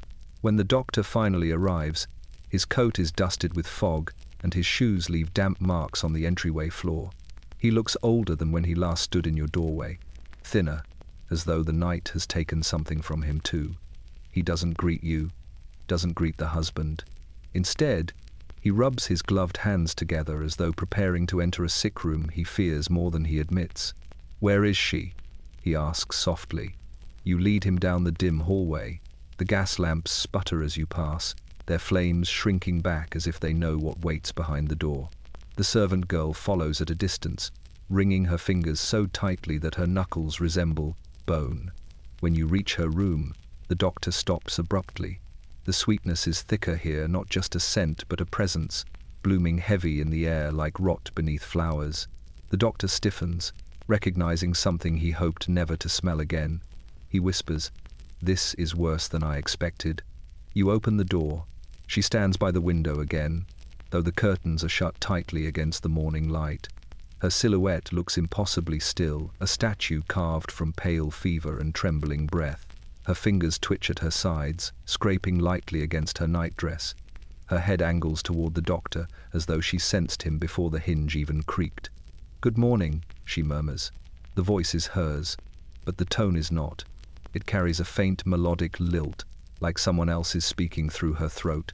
The husband steps forward, desperation cracking through his restraint. "Doctor, do something, please. She's not herself." The doctor approaches, cautiously. "Madam," he says gently, "may I examine?" She moves, not toward him, away, swiftly, silently, like a shadow peeling itself from a wall. She glides backward until her shoulders touch the wallpaper vines, and the pattern seems to shiver when she makes contact. The doctor falters, eyes widening. "She shouldn't be able to move like that," he whispers. You nod. She hasn't slept, she hasn't eaten, and she says the sweetness crawls under her skin. He steadies himself and reaches into his bag, retrieving a stethoscope and a small vial.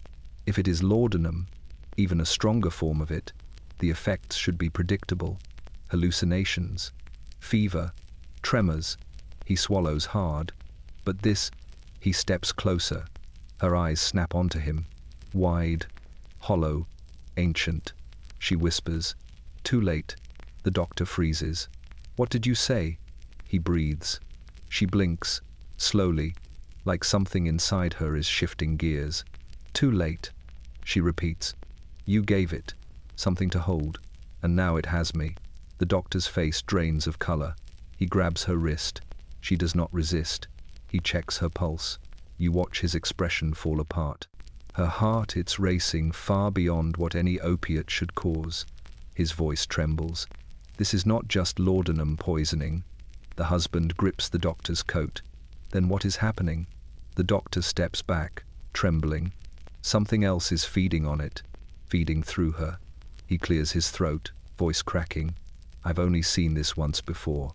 Your breath catches. "Before?" He nods once. "When I was very young.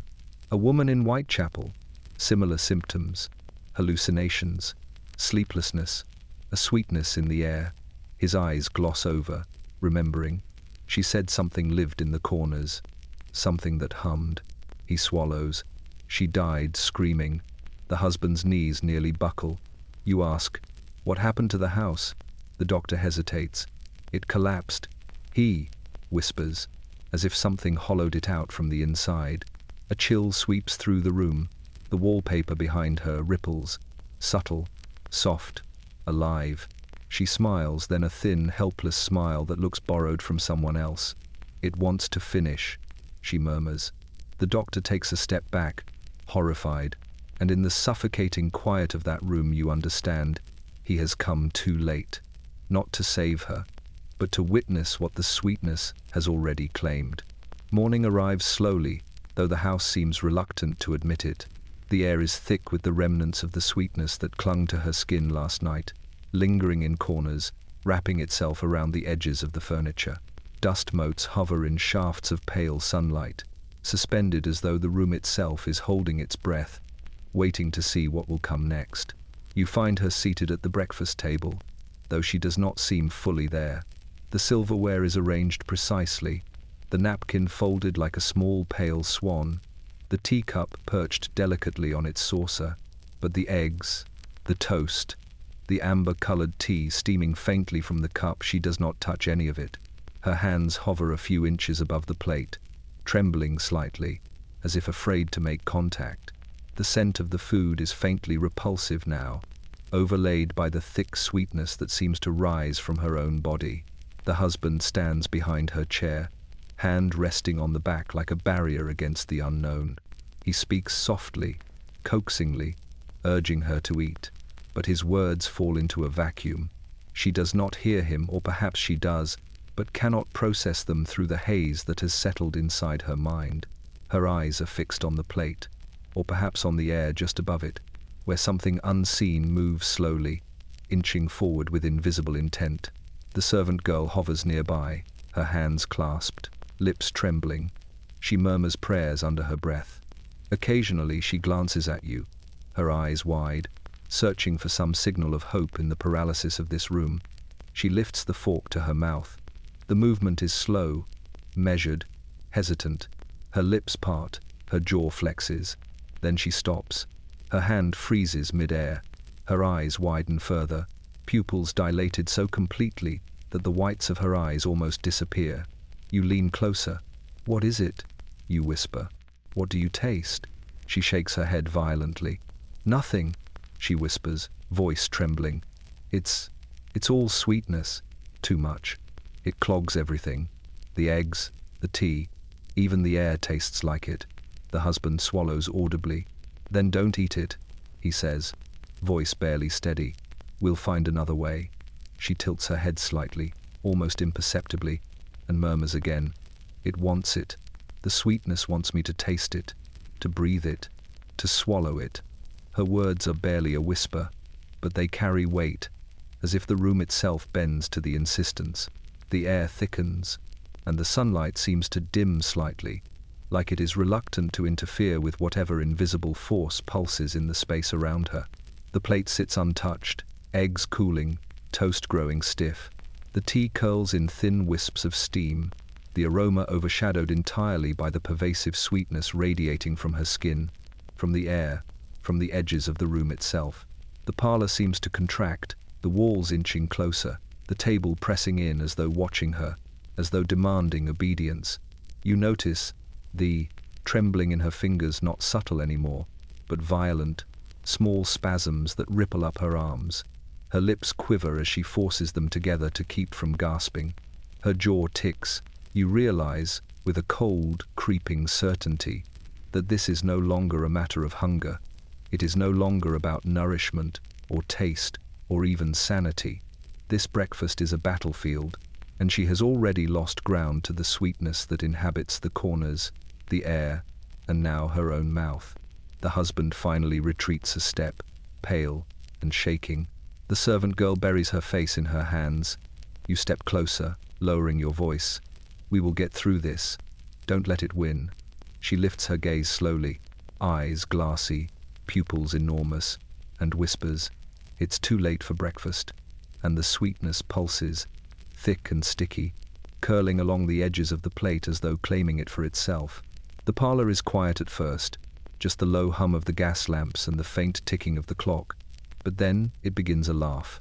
Soft, delicate at first, barely audible, as if someone were testing the edges of the sound before letting it out fully. You freeze, chest tightening.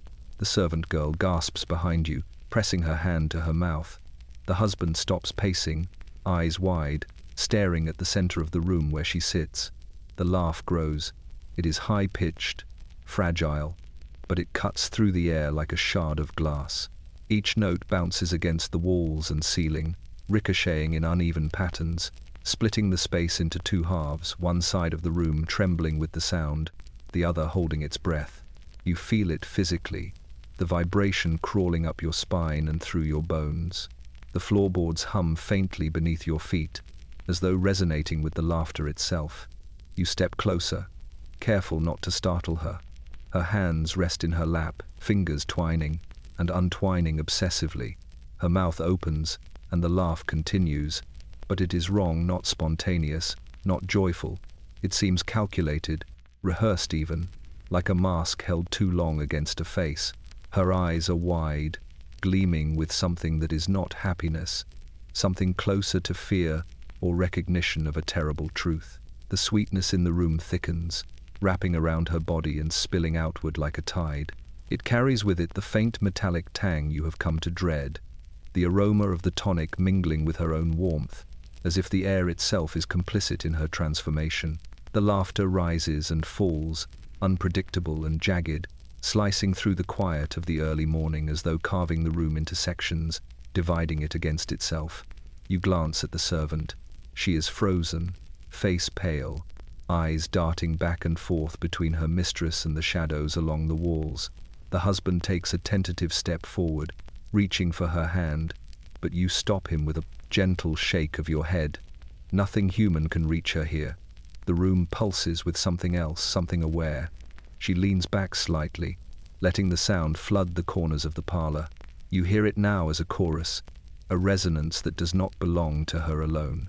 It vibrates through the air, bouncing off the walls and floor, touching the ceiling, filling the space with its eerie cadence.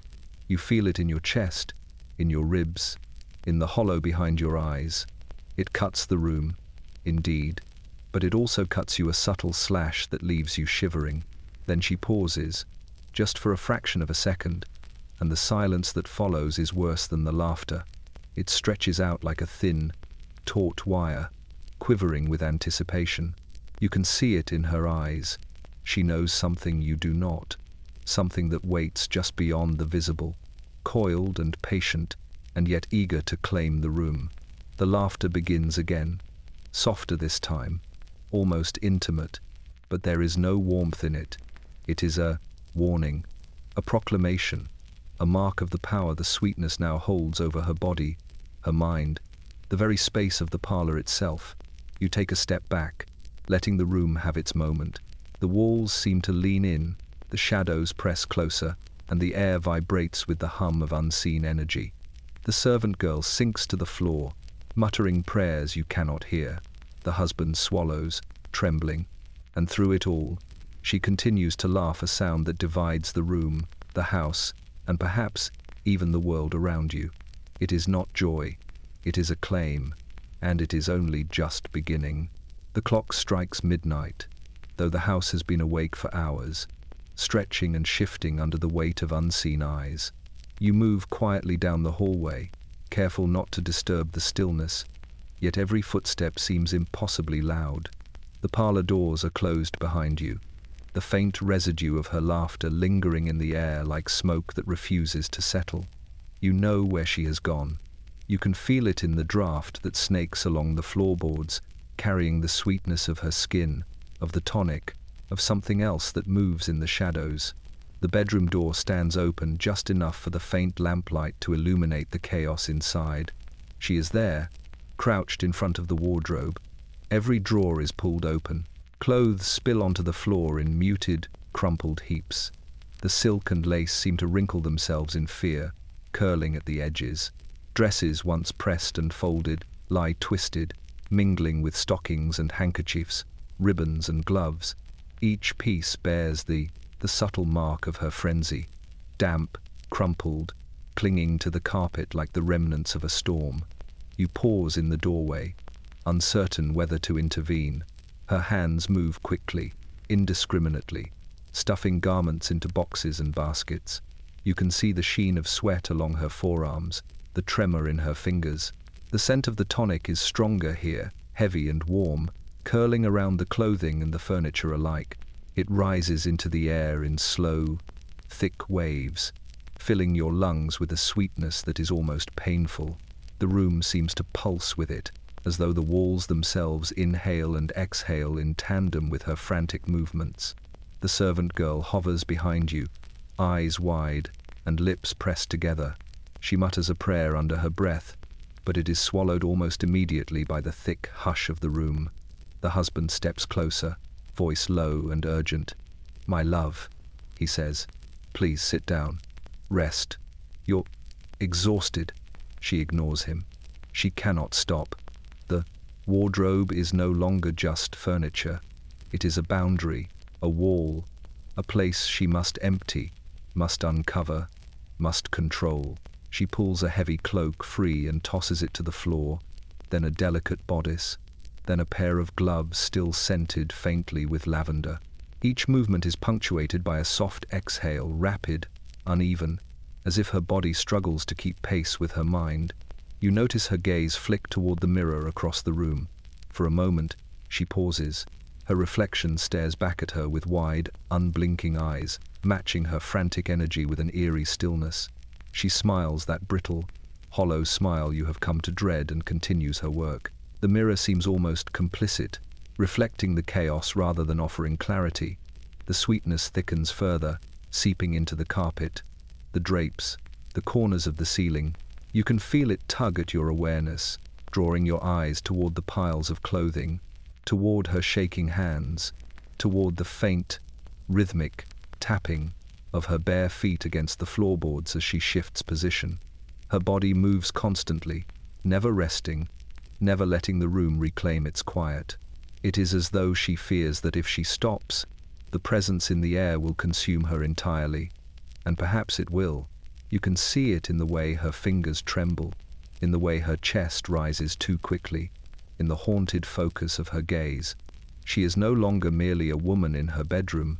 She is a conduit, a vessel through which the sweetness flows and spreads, claiming every inch of the space she touches. You step closer, hand extended, but she does not notice.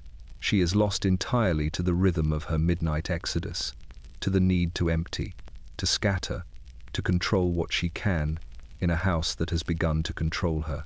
And in the air, thick and unyielding, the scent follows her movements like a shadow too stubborn to leave.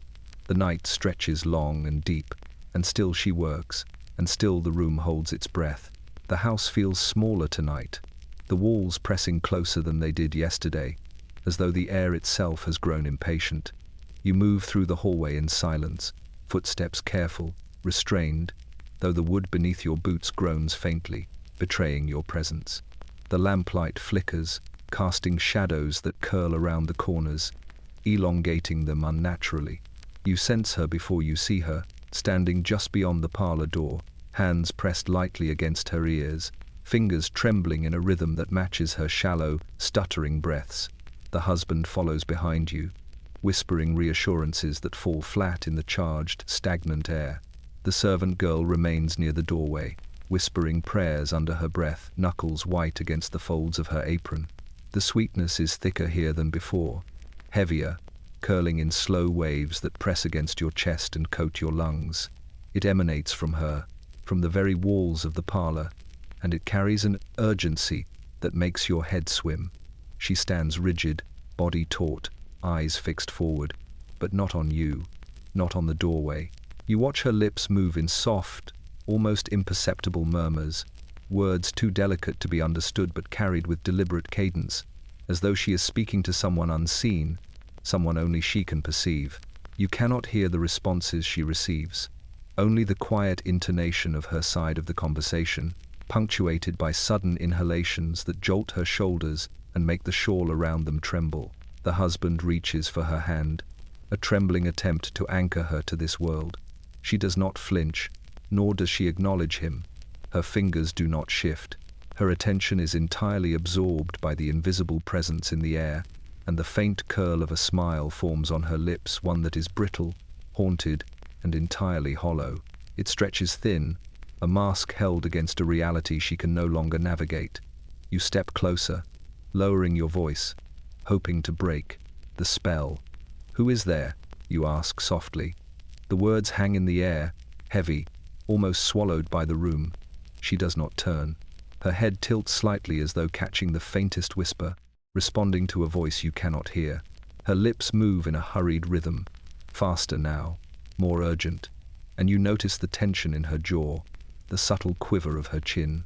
The sweat on her temples glints in the lamplight, trailing down to her collarbone, wet and warm, carrying the sweetness that permeates every breath in the room. The walls seem to shift in response, the shadows elongating further, flickering like the pulse of a creature breathing just beyond your perception. Each of her words, though inaudible, seems to carve its own channel through the air, vibrating faintly against the ceiling and floor, leaving a residue of urgency in every corner. You feel it in your chest, a slow, insistent pressing that almost forces your knees to buckle. The servant girl trembles violently, backing away toward the doorway. The husband swallows hard, voice breaking, trying to speak again, but the weight of the room stifles him. The parlor is no longer merely a space, it is a conduit, alive with tension, vibrating to the rhythm of her unseen interlocutor.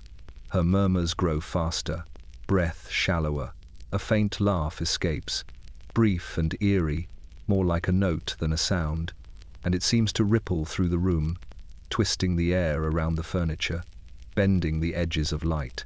She leans forward slightly, whispering one last hurried phrase, and then freezes entirely.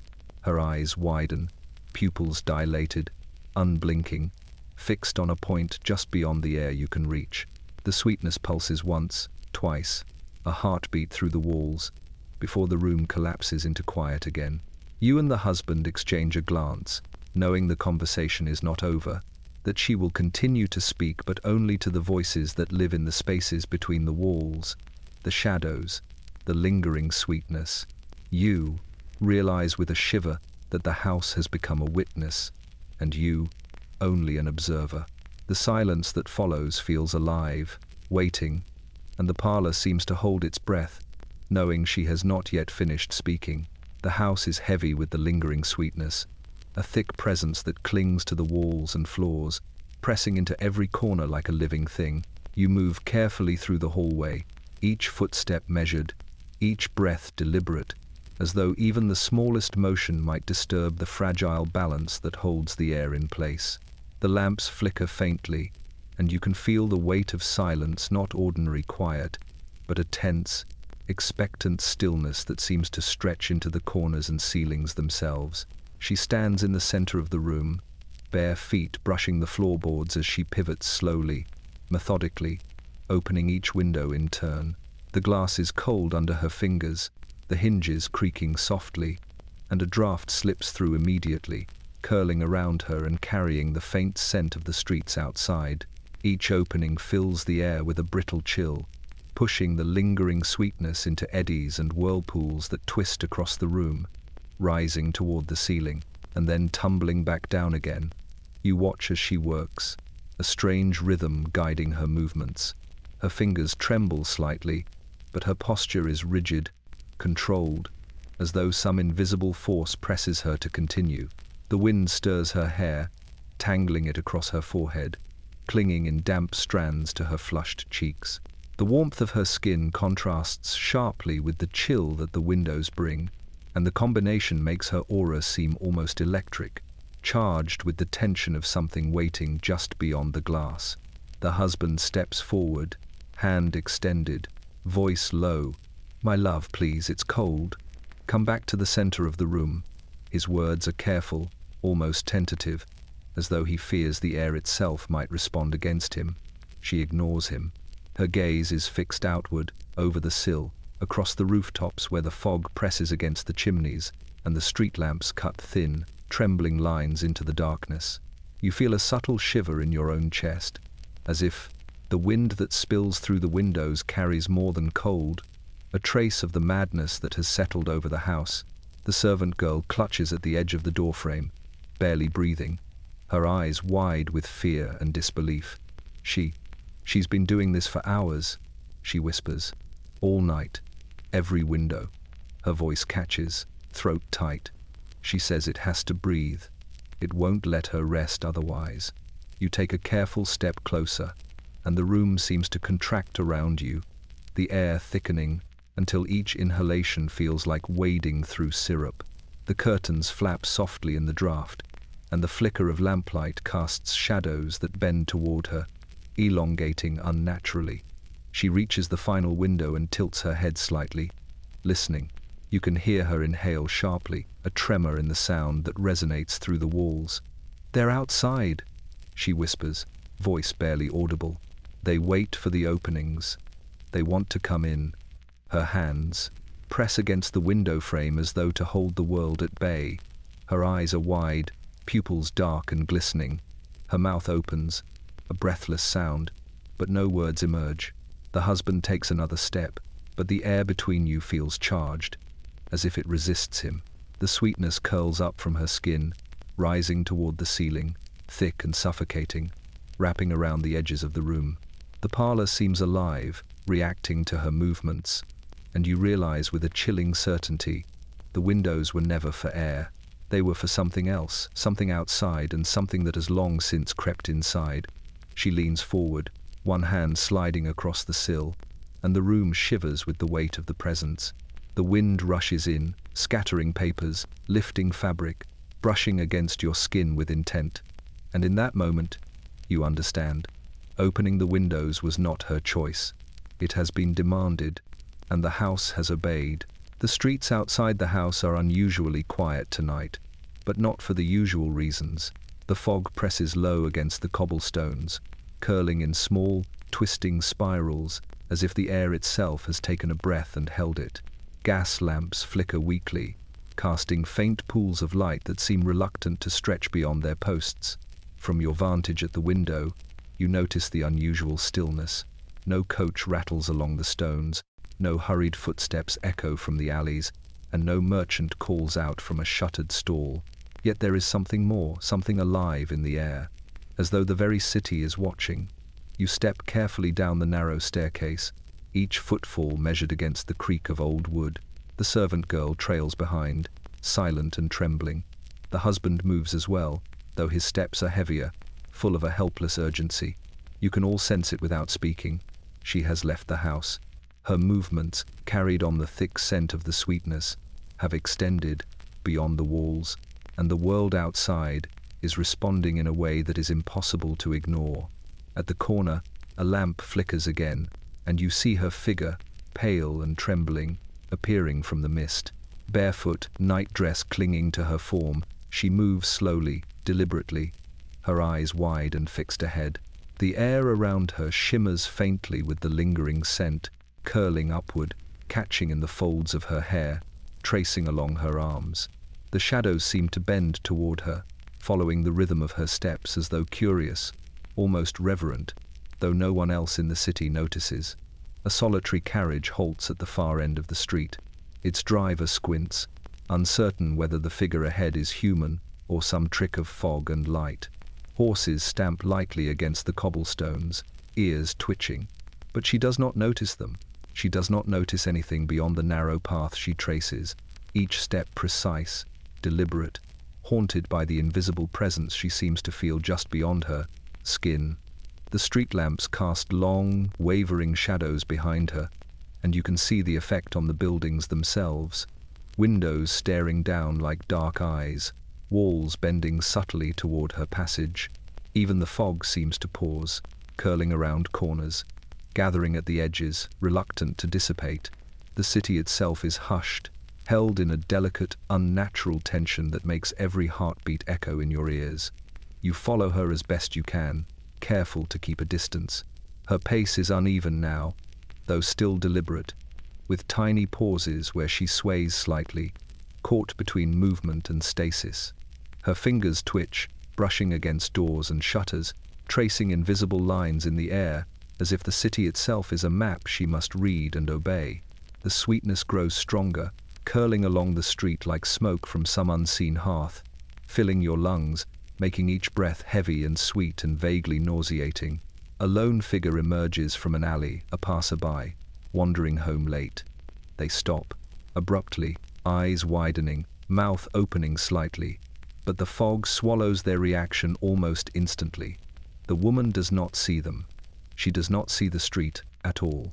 She moves, as if guided by something outside this reality, something only she can sense.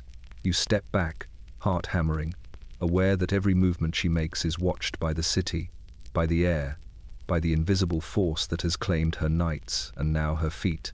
The street is still, unblinking, paused in deference to her passage. Even the silence seems too heavy, too deliberate, like a witness holding its breath.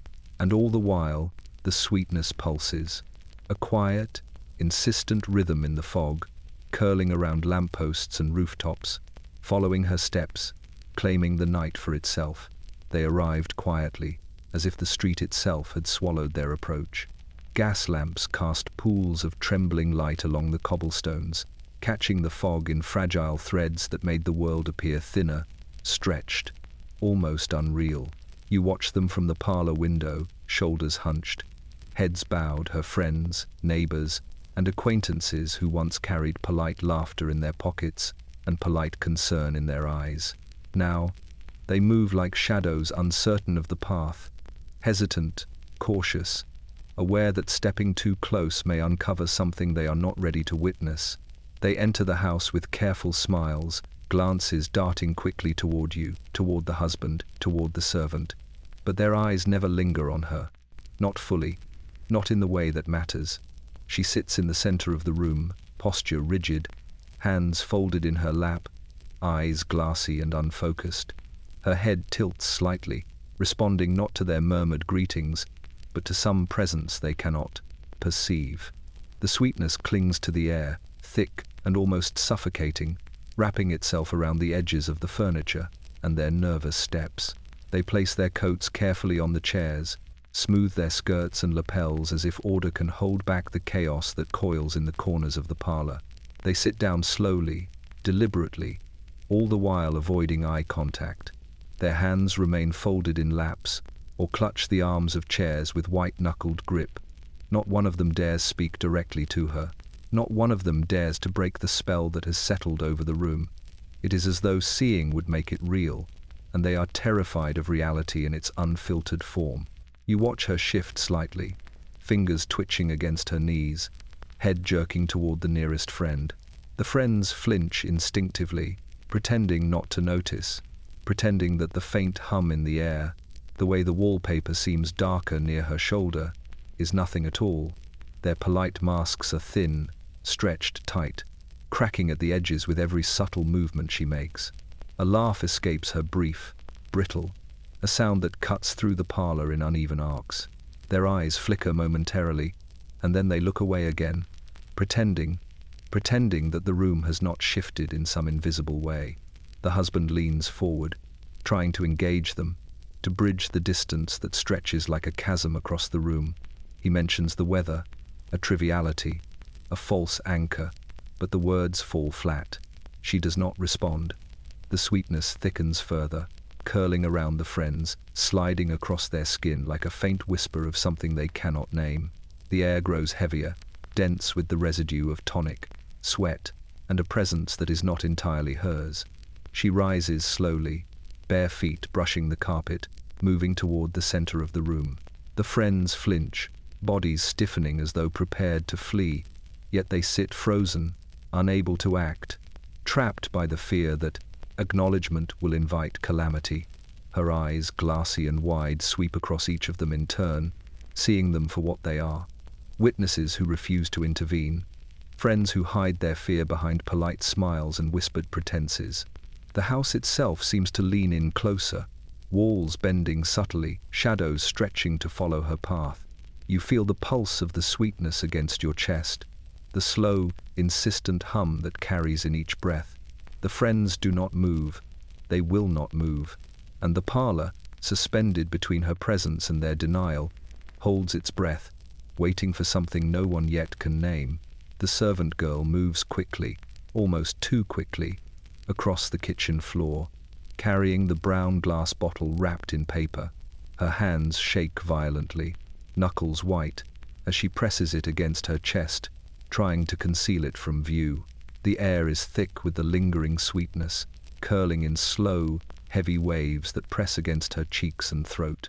You watch from the doorway, heart pounding, as she pauses, glancing nervously over her shoulder, knowing somehow, she knows that her mistress is not entirely herself, and that the tonic is both a key and a lock to the madness that has begun to spread through the house. She ducks into the pantry, the shelves casting long, distorted shadows across the walls, making her small figure seem even smaller, fragile, almost swallowed by the dark.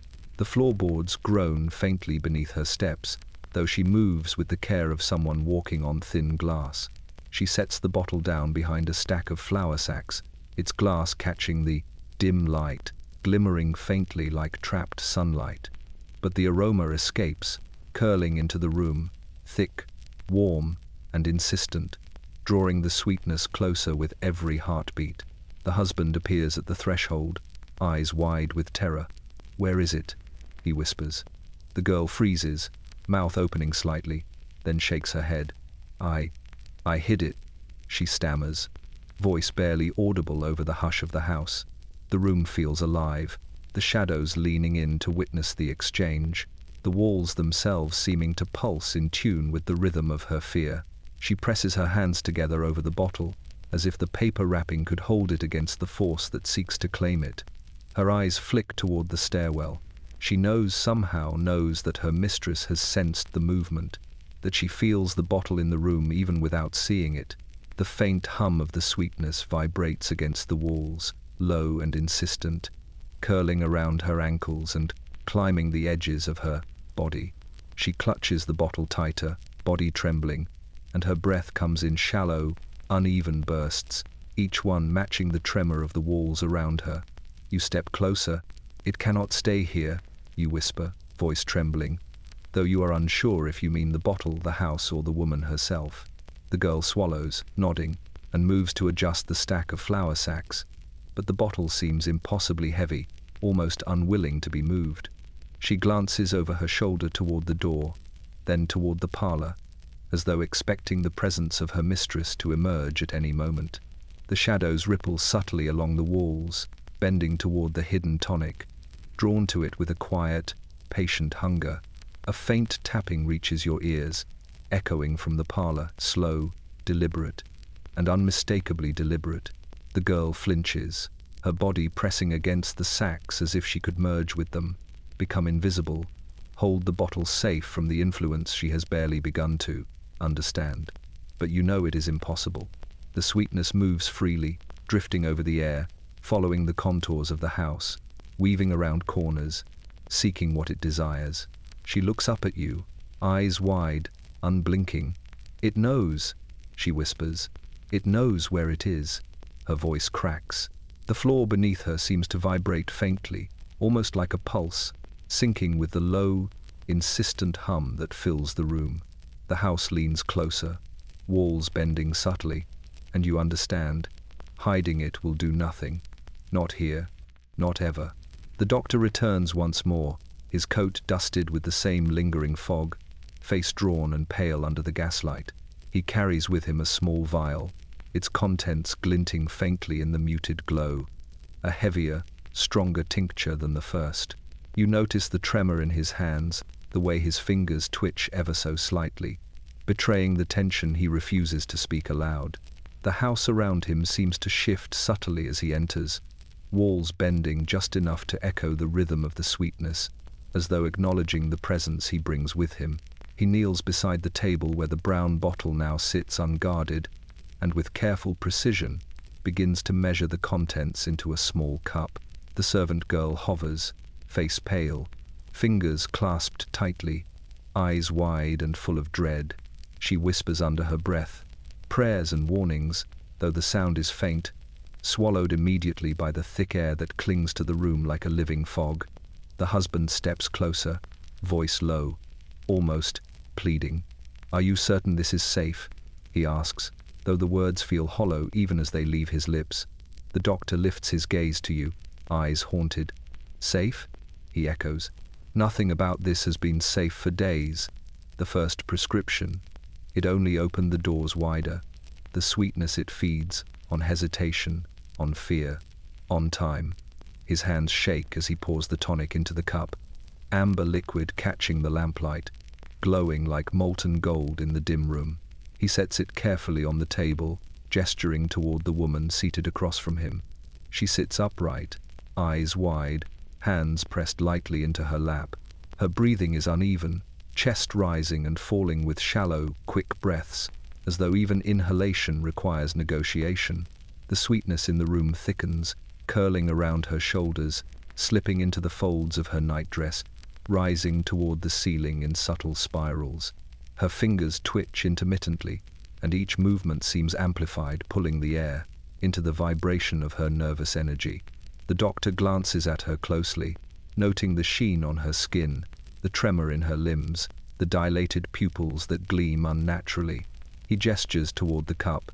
"This will calm the pulse, steady the nerves," he says, though his voice carries the faintest tremor of uncertainty. But it is not a cure. It cannot undo what has taken root in the corners, in the air, in her mind. It only delays it, provides a moment of reprieve before the sweetness claims more. He sets the cup carefully in front of her, and she lifts it with tentative fingers, the weight of the bottle's history pressing in on her consciousness. You watch as she raises the cup to her lips, hesitating.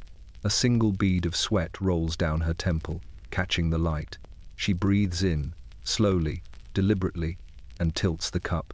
The liquid glides over her tongue, warm, thick, clinging. Her eyes roll slightly, gaze unfocused. The sweetness reacts immediately, pulsing through the air, curling around the walls, pressing against the floorboards, infusing the room with its latent energy. The doctor steps back, lips pressed tight, eyes scanning the parlor as though the walls themselves might move against him. The servant girl shivers, pressing herself against the far wall, clutching her apron. The husband leans forward, voice breaking as he mutters, "It's already changing her again." She exhales, a sound barely above a whisper, and the room seems to lean inward, carrying the faint vibration of the sweetness as it pulses around her, reacting to the tonic as if it were both friend and predator. Her fingers tremble over the cup, her gaze shifts slightly to the ceiling, and a faint shiver courses through the room, subtle but undeniable, as if the air itself were alive and watching. And you realize, with cold certainty, that this second prescription is not a remedy. It is a summons. It is an invitation. It is another step deeper into the house that breathes, with her, and the sweetness that waits for her every move. The hallway feels impossibly long tonight, the shadows stretching across the floorboards like reaching fingers. You move slowly, each step measured against the groan of the old wood beneath your feet. The house hums faintly with the lingering sweetness, curling into every corner, pressing against the walls, as if it knows the danger that waits. The air is thick and heavy, clinging to your lungs with every breath, and the faint flicker of the lamps casts uncertain shapes across the rooms. She stands in the center of the parlor, bare feet pressed into the worn carpet, body trembling slightly, hands lifted as if warding off something invisible. Her eyes are wide and unblinking, pupils dilated to the point that the whites of her eyes are nearly invisible. The sweetness radiates from her like a slow tide, spilling outward to fill the room, slipping along the edges of furniture, pressing against the walls, curling upward toward the ceiling. You feel its pull even before it reaches you, tugging at the back of your mind, threatening to unbalance your thoughts. The husband moves quickly, shoving chairs and a small table against the doorframe. He is desperate, hands trembling, voice tight. "We have to stop it," he cries, though whether he means her, the house, or the sweetness, you cannot tell. The servant girl joins him, piling heavy objects in front of the door. Books, vases, a small wooden stool, each added piece, seems to vibrate slightly, as though recognizing the presence behind the door. You realize with a chill that the furniture is more than a barricade. It is a feeble attempt to hold back the room itself from opening fully to the forces she has invited. She lifts her hand slightly, and the air in the parlor seems to tighten. The sweetness thickens, becoming almost tactile, sticky against your skin, warm against your chest. The shadows stretch further, crawling along the walls like long, patient fingers, and the faint hum that accompanies it rises in volume. It is a low, insistent vibration, resonating through the floorboards, through the furniture, through your bones. The servant girl gasps, stepping back, pressing herself against the wall. It's too strong. she whispers, voice trembling. It knows we are here. It knows what we are doing. The husband swears softly, adjusting a chair that seems to shift beneath his weight, subtly sliding as though pushed by the room itself. You take a step closer, but the air grows thicker, almost solid, pressing against your chest, making each inhalation an effort.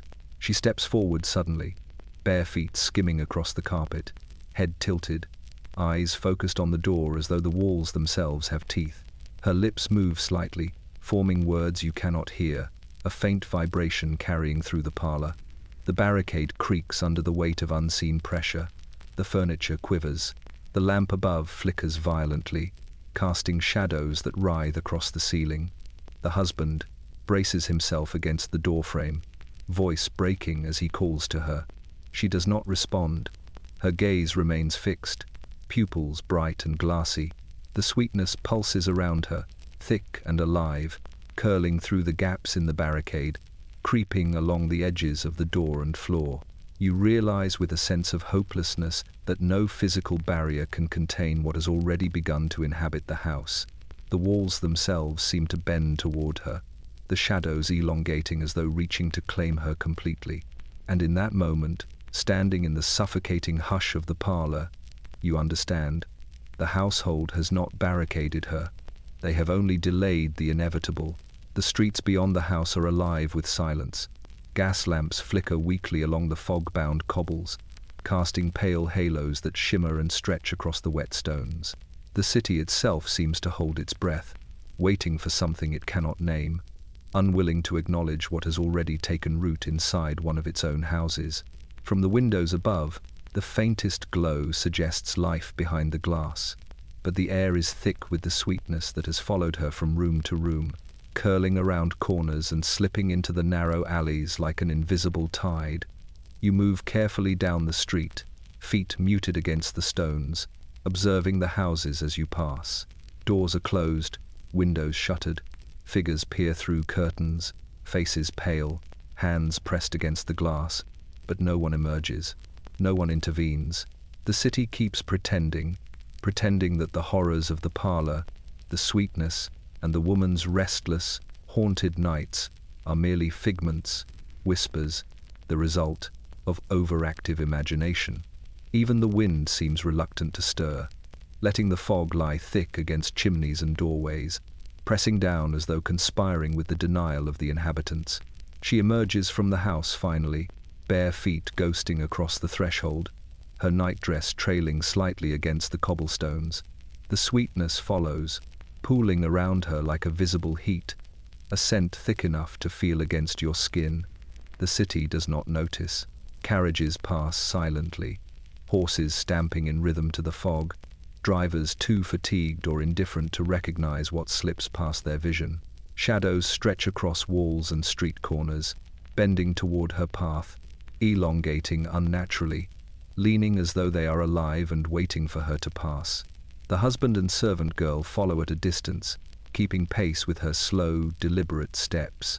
The woman's gaze is fixed on the air itself, as though she can see the invisible shapes curling through the fog, the presence that has haunted her nights and now moves freely outside. Her fingers twitch occasionally, brushing the air, tracing paths no one else can discern. The sweetness pulses in the space between them, thick and heavy, pressing against their lungs, weighing down each breath with an oppressive insistence. You notice the city's own complicity. Shop windows remain dark, a single flicker of candlelight here or there, faint smoke curling from chimneys, yet no one approaches. Children do not cry, dogs do not bark, even the wind seems cautious, careful not to stir the fog too abruptly. The world outside is aware but silent, pretending that the streets are empty, that nothing has changed, that this woman walking barefoot through the early morning is no one in particular, no threat, nothing extraordinary. She pauses briefly at a corner, tilting her head as if listening to something beyond the reach of sound. The air vibrates faintly, a subtle pulse that follows the rhythm of the sweetness. Her lips part slightly, and a sound escapes, almost a whisper, almost a sigh, and yet it carries far enough to make you shiver. The city continues to pretend, unaware of the power weaving through the fog, through her skin, through the very walls of the house she has left behind. The streets do not move. They do not react. They only watch and hold their breath. And you realize, as you follow her along the deserted road, that the city has been pretending for too long. Its indifference is a thin veil. Its silence, a fragile lie. One day, it will have to acknowledge the presence that she carries, the sweetness that moves behind her footsteps, and the house that has already begun to reach outward. The clinic stands on the corner, its large sash windows lined with frosted panes that catch the first pale light of dawn. You step carefully onto the street, the fog curling around your ankles and rising in ghostly wisps against the cobblestones. The house behind you is silent now, but the sweetness trails faintly on the air, a memory that presses against your chest. The clinic's doors are heavy, polished wood, and you hesitate before pushing them open. Inside, the space feels impossibly large, filled with the scent of herbs, disinfectant, and the faint, lingering trace of laudanum. Light filters through every window, casting fractured patterns across the floorboards, yet the brightness feels insufficient against the oppressive air. The doctor waits, standing stiffly behind the counter. His coat is dusted with fog, and his hands shake faintly as he straightens a set of glass vials in their brass holders. You notice the way the sunlight strikes the vials, glinting off the amber, liquid inside. Each one catches the eye and seems to pulse faintly, as if aware of the sweetness that follows you here. The doctor does not speak at first. He merely watches, eyes darting toward the entrance, toward the windows, as though the light itself is a presence to be wary of. You step inside fully, moving toward him. She has wandered again, you whisper, through the streets, barefoot, carrying this. Your hand curls slightly, gesturing to the lingering scent in the air. The doctor swallows, voice low and hoarse. "I see," he murmurs. "The tonic has spread further than I anticipated." His gaze drifts toward the far end of the clinic, where sunlight slants through the panes, pooling on the wooden floor. The windows, too many openings. It has more ways to enter now. His words carry a subtle tremor, though he tries to steady them with the practiced precision of someone used to command. The air seems to shift as you step closer. The clinic feels suddenly alive, the shadows stretching along the walls and ceiling in elongated shapes that almost resemble reaching hands. Each breath is thick with the sweetness, carrying faint traces of heat and cloying perfume that curl around your lungs and throat. You feel it press against your chest, heavy and insistent, a subtle tug that makes your pulse quicken. The light from the windows fractures further, casting multiple reflections across the polished surfaces and amplifying the sense of eyes watching you, though no one else is present. The doctor moves toward the shelves, retrieving a small vial from the back, carefully setting it on the counter. "This is stronger," he murmurs. "It will steady her pulse, but it cannot contain what has begun." His eyes flick toward the windows again, scanning for disturbances in the sunlight, in the shadows. "Each opening is a conduit," he continues. "Every pane, every seam, allows it to move through the air, through her skin, through the house itself." He hesitates. It is no longer only a tonic, it is a presence, and it has learned. You glance at the windows, each pane pale and still, yet imbued with an unnatural weight, as though the light is stretched across them like a membrane. The sweetness pulses around the edges, curling inward from the frames, infusing the clinic with its latent energy. You notice the shadows flicker in response to the subtle shift, and the floorboards hum faintly beneath your feet. Every sound in the room, every movement of air, seems magnified, resonating with the lingering force that has followed her here. The doctor exhales sharply, voice barely a whisper. "We cannot contain it anymore. The windows, too many, and she has already opened them all." He steps back, hands raised slightly in a gesture of helpless surrender, and the room feels heavier still. The sweetness coils around you, around him, around the vials on the counter. thick and insistent. The light through the windows fractures again, casting shadows that move as though alive. The clinic itself holds its breath, awaiting the next step, the next ripple, the next presence that has already begun to expand beyond control. He paces the room like a man caught between desperation and disbelief. The parlor is thick with the lingering sweetness, its heavy tendrils curling around furniture, walls, and floorboards, pressing insistently against the senses. Each step he takes seems to echo unnaturally, amplified by the tense air, and the faint flicker of gas lamps casts quivering shadows along the walls. He stops abruptly, hands pressed to his temples, jaw clenched so tightly it is almost painful. He looks toward the center of the room, toward her, toward the figure who stands trembling but upright, eyes wide and unblinking, hair damp and clinging to her temples. He swallows hard and moves closer, voice low and pleading. "Please, you must listen to me," he whispers. "I cannot lose you. Not like this. Not now." She does not respond, does not blink. The sweetness seems to respond instead, thickening, curling around her body and spilling into the corners of the room. You feel it pressing against your chest, tugging faintly at the edges of your awareness. Every inhale is heavy, carrying warmth and perfume, and the cloying sense of inevitability. The servant girl hovers near the doorway, knuckles white, lips pressed tight. She glances between the husband and the woman, her fear palpable, and mutters a quiet prayer under her breath. You notice how the shadows seem to lean in toward her mistress, how the wallpaper vines darken slightly as if they are listening, waiting, aware of the tension that holds the room taut. The sweetness rises again, faintly humming, pulsing in rhythm with the woman's shallow, uneven breaths. He steps closer, reaching for her hands. She does not resist, but also does not acknowledge his touch.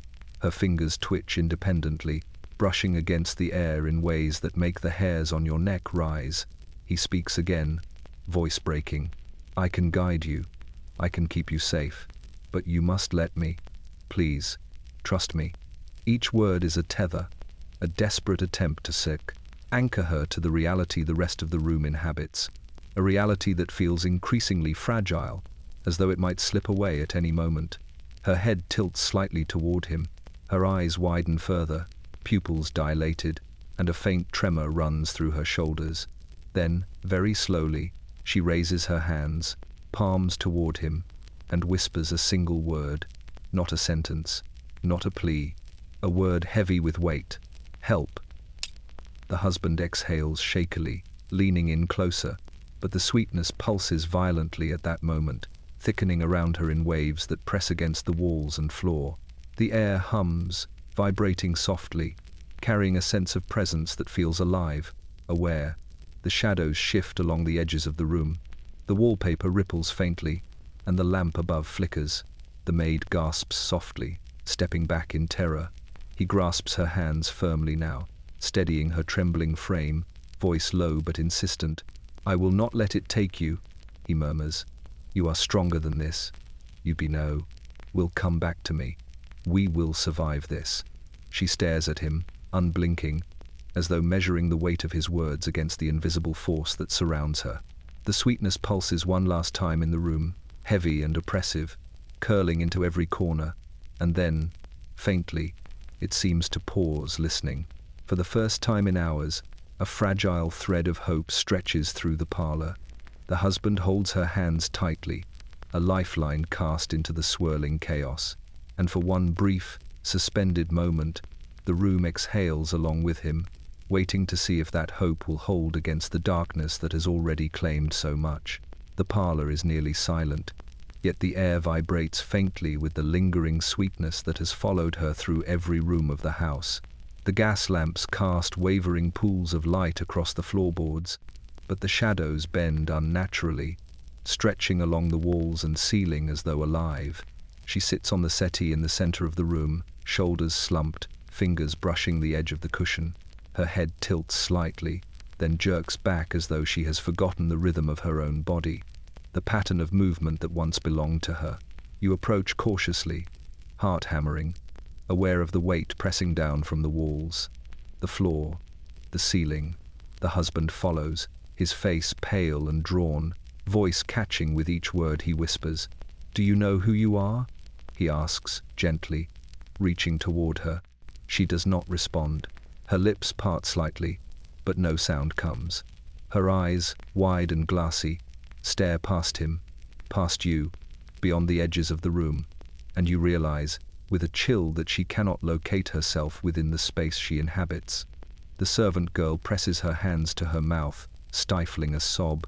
The sweetness in the air is thick now, almost tangible, curling around the room in slow, oppressive waves.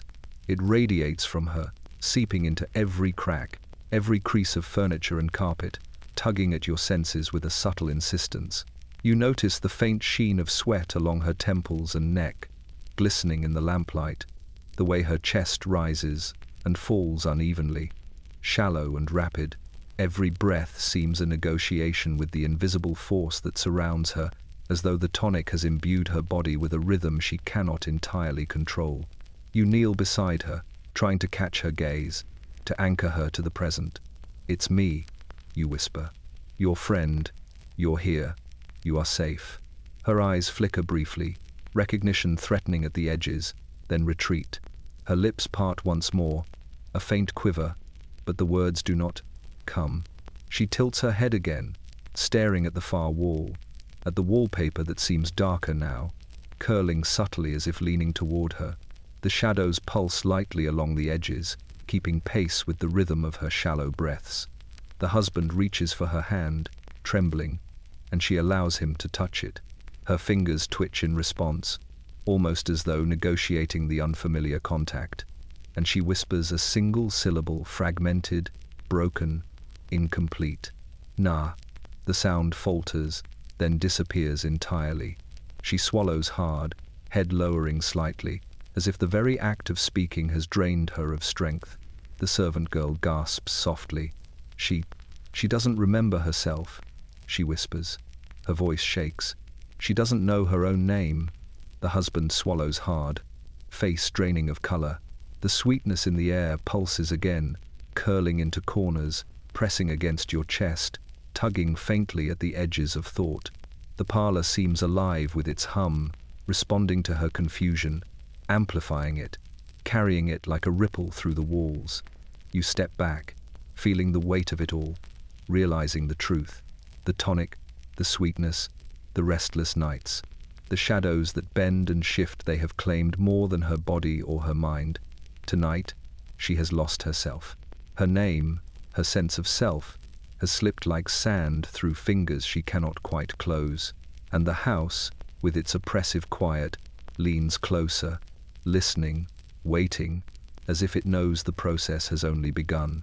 The small desk in the back of the apothecary's shop is covered in dust, illuminated only by the thin, flickering light of a single lamp. You approach cautiously, aware of the heavy scent in the air, a mixture of herbs, varnish, and the faint, oppressive sweetness that seems to follow her everywhere. The ledger lies open, its pages yellowed and brittle, the ink darkened in places by age or by something more sinister. The doctor had left it here, though you wonder if it was deliberate or merely forgotten in haste. You kneel beside the desk, fingers hovering over the fragile pages. Each line is filled with names, dates, and quantities, meticulously recorded in the careful hand of someone who has long since reconciled precision with obsession. Names of women, dozens of them, each followed by a notation of the tonic prescribed, the dosage, the time of administration. Some entries are crossed out, rewritten, amended in ways that suggest both care and fear. The handwriting shifts subtly, in places larger, shakier, almost as if the writer's own hand trembled in response to what he recorded. The husband leans over your shoulder, eyes scanning the entries. These are all her friends, her acquaintances, he murmurs. His voice is barely audible over the faint creak of floorboards and the soft hum of the lamp. He points to a series of names, each followed by larger doses than the last, some annotated with words like agitated, unrested, humming, or simply responsive. The sweetness in the room thickens. curling along the edges of the desk, pressing against your chest, as though trying to warn you, to make the ledger more than a record, a living map of the descent that has been unfolding for months. You turn the page, careful not to tear it. The entries continue, each one more unsettling than the last. The handwriting grows looser, less controlled, as though the apothecary himself had begun to tremble under the weight of what he documented. Notes in the margins hint at repeated observations. She does not sleep, responds to invisible stimuli, moves without waking. The lines blur, ink smudged faintly as if someone had tried to erase the evidence but failed. The house itself seems to lean closer, walls bending subtly, shadows stretching across the room as though drawn to the revelations on the pages. The servant girl steps cautiously beside you, whispering under her breath. "They've all been marked," she says, voice trembling. "All the women, everyone who entered the apothecary, and the ones who received the tonic." Her eyes flick toward the hallway as though expecting someone to appear, yet the parlor remains still, heavy with expectation. You can feel the sweetness reacting to her words, pulsing against the walls, the floorboards, the ceiling, thick and insistent. The husband exhales shakily. Why would he write this down? His hand trembles slightly as he gestures toward the ledger. Why not destroy it? Hide it? You glance at the pages again and feel the weight of their truth. It is not merely a record, it is a map, a chronicle, a confession, a ledger of lives altered, of madness sown, of control wielded through the simple act of a prescription. You close the book carefully, the leather cover cool under your fingers. The air in the parlor remains thick, almost alive, as if the ledger has imbued the room itself with the memory of every entry. The sweetness lingers longer now, heavier, wrapping around you, pressing at your mind. The house watches, listening, waiting, and you understand, with a chill that settles deep in your bones, that what has been recorded here is only the beginning. The boardroom is cold, oppressive, its walls lined with shelves of legal tomes and medical manuals that seem to watch silently as you enter. The air is thick with the faint scent of ink, dust, and something sweeter, heavier, that seems out of place yet refuses to be ignored. You step carefully across the polished floor, the sound of your shoes echoing faintly against the high ceiling. Chairs are arranged around the long table, each one empty, as though the room itself has been waiting for witnesses who never arrived. The husband stands behind you, face pale and tight with worry, fingers clenching into fists at his sides. The servant girl remains near the doorway, trembling, whispering prayers that are swallowed immediately by the quiet of the room.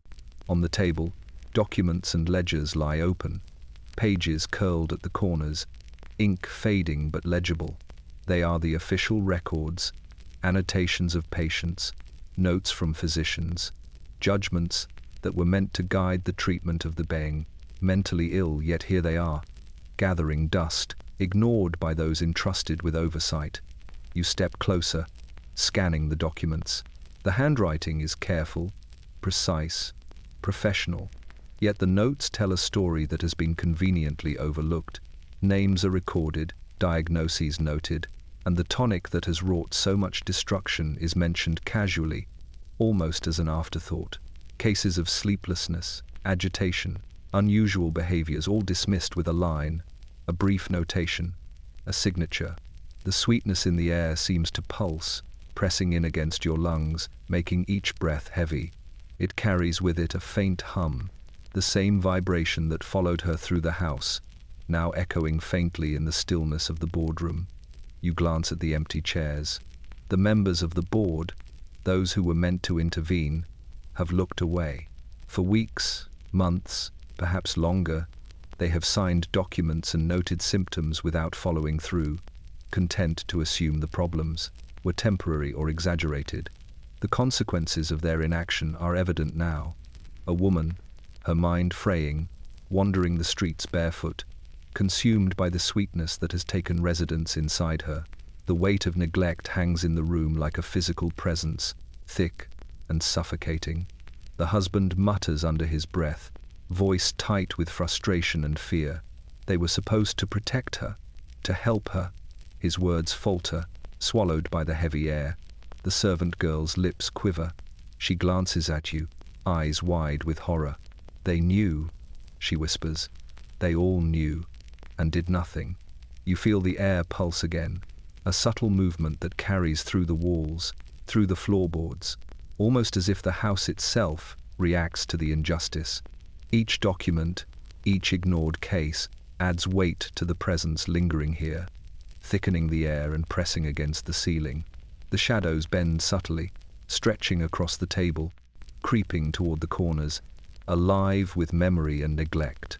And somewhere beyond the windows, the faintest sound of footsteps and laughter drifts through the foggy streets, a reminder that the city itself has been complicit, pretending not to see, pretending that the sweetness, the madness, the collapse does not exist. The board has looked away, but the consequences have arrived, echoing through the house, through the streets, through the very air she breathes. The carriage waits at the curb, wheels sinking slightly into the damp cobblestones as the fog curls around it like smoke from a distant fire. You watch as the husband and the servant girl help her inside, hands gentle but firm, guiding her toward the padded seat. She moves slowly, barefoot brushing against the damp road, her nightdress trailing in wet folds. Her eyes are wide, pupils blown, reflecting the dim glow of the gas lamps and the faint, pervasive sweetness that follows her every step.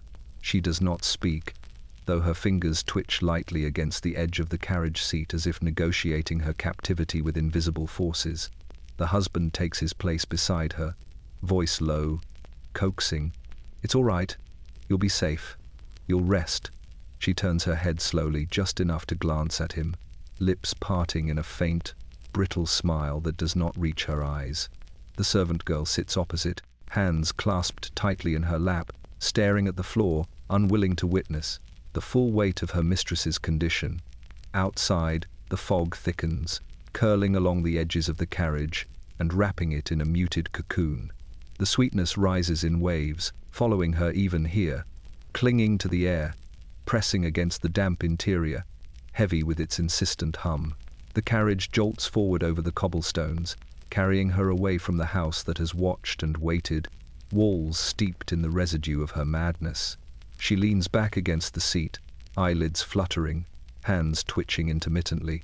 The sweetness presses through the air, a tangible weight, curling around the edges of the carriage, threading through the folds of her dress, filling every breath. She does not blink, does not speak, and yet every subtle movement, a tilt of her head, a shift in her fingers carries the quiet echo of the night's terrors. The husband glances at you, voice strained, almost pleading.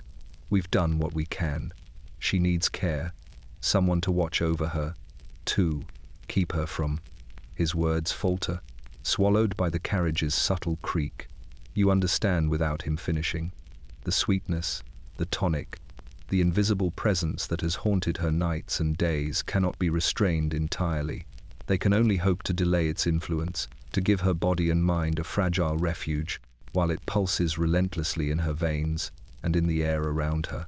Outside, the streets are silent. Figures peer from windows, shutters tight, eyes wide, yet no one intervenes. The city itself pretends not to notice, pretending that the woman carried away in the carriage is just another resident, lost in the fog, that the sweetness that clings to her is merely a scent of illness or perfume. Yet you know better. You feel it, the weight in the air, the subtle vibration in the carriage, the low, insistent hum that presses against your chest. It is aware, patient, and it follows her still. She leans forward slightly, pressing her palms to her temples. A faint tremor runs through her shoulders, subtle but unmistakable. Her lips part, whispering words you cannot hear, directed at the presence only she can sense. The carriage rocks gently along the cobblestones, carrying her farther from the house, yet closer to the edge of what the sweetness can claim.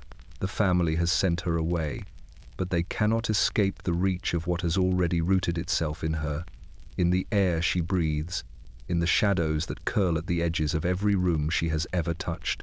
The fog swirls around the carriage as it moves forward, thick and patient, carrying her silently, while the sweetness pulses, alive and persistent, a reminder that distance cannot contain it, that it will follow her wherever she is taken, and that the house, the city, the very air itself has already borne witness to its claim.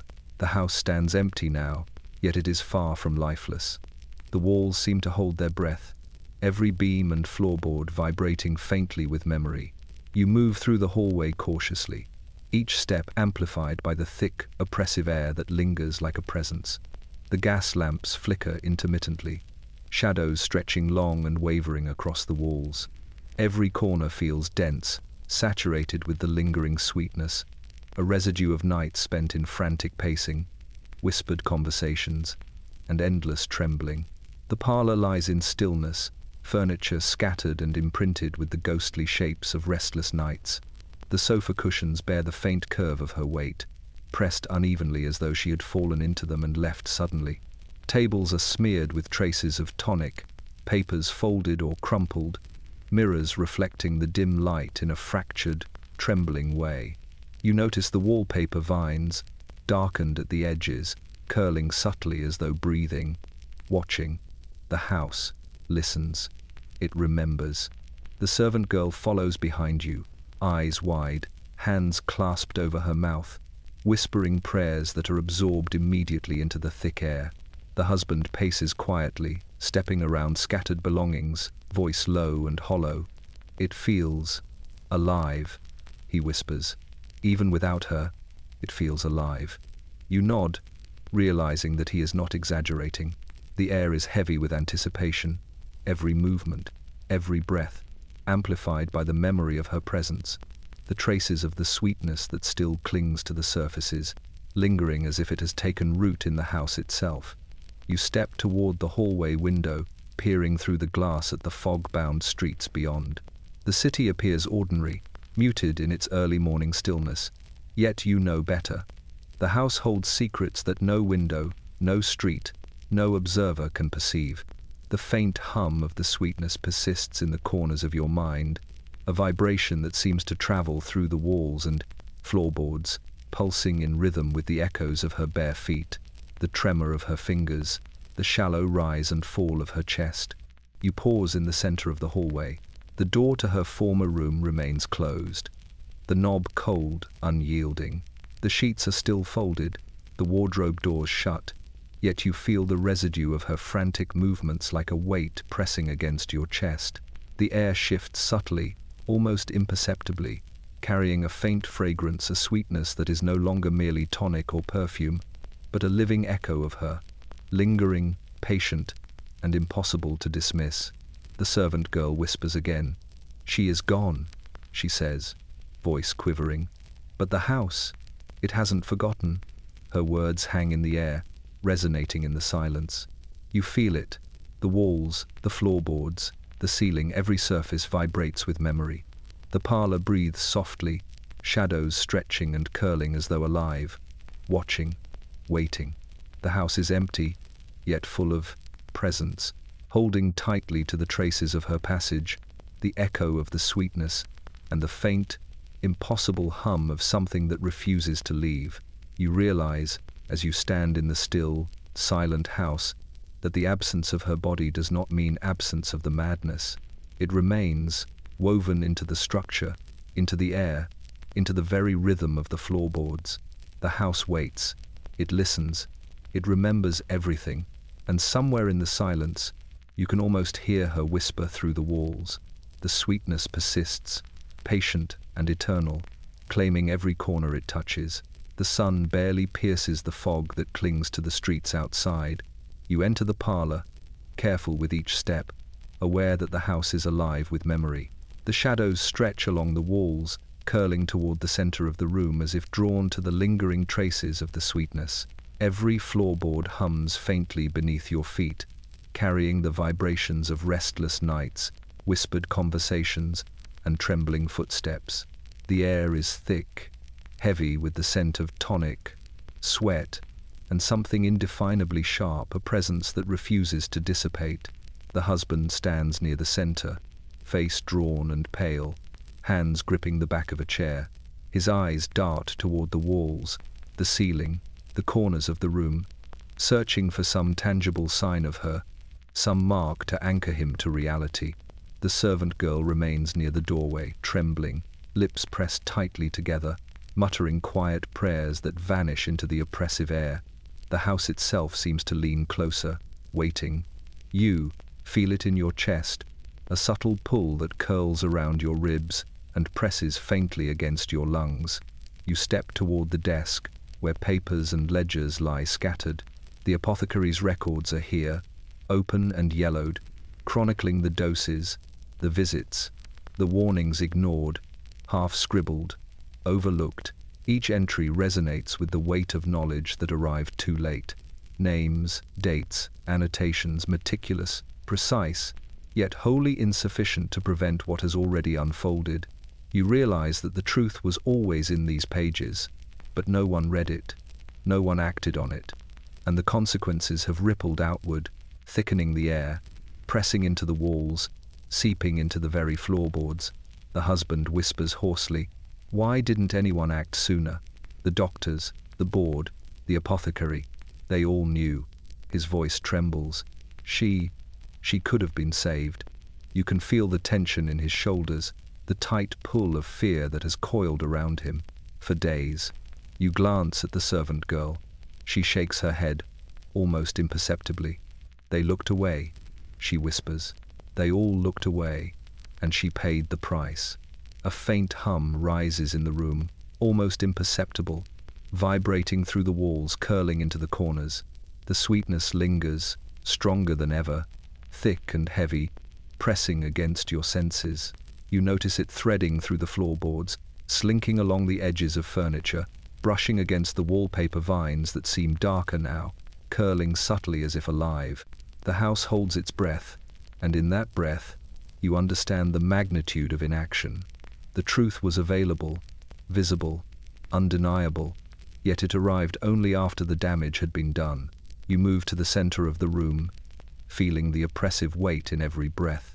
The floorboards beneath your feet seem to hum with the history of neglect, of warnings ignored, of small gestures that could have prevented disaster but did not. The husband sinks to his knees, hands gripping the edges of a chair. The servant girl huddles near the doorway, body trembling, and through it all, the house watches, shadows leaning, walls pulsating, the air thick with the sweetness, the presence, the remnants of what could not be contained. The truth has arrived too late.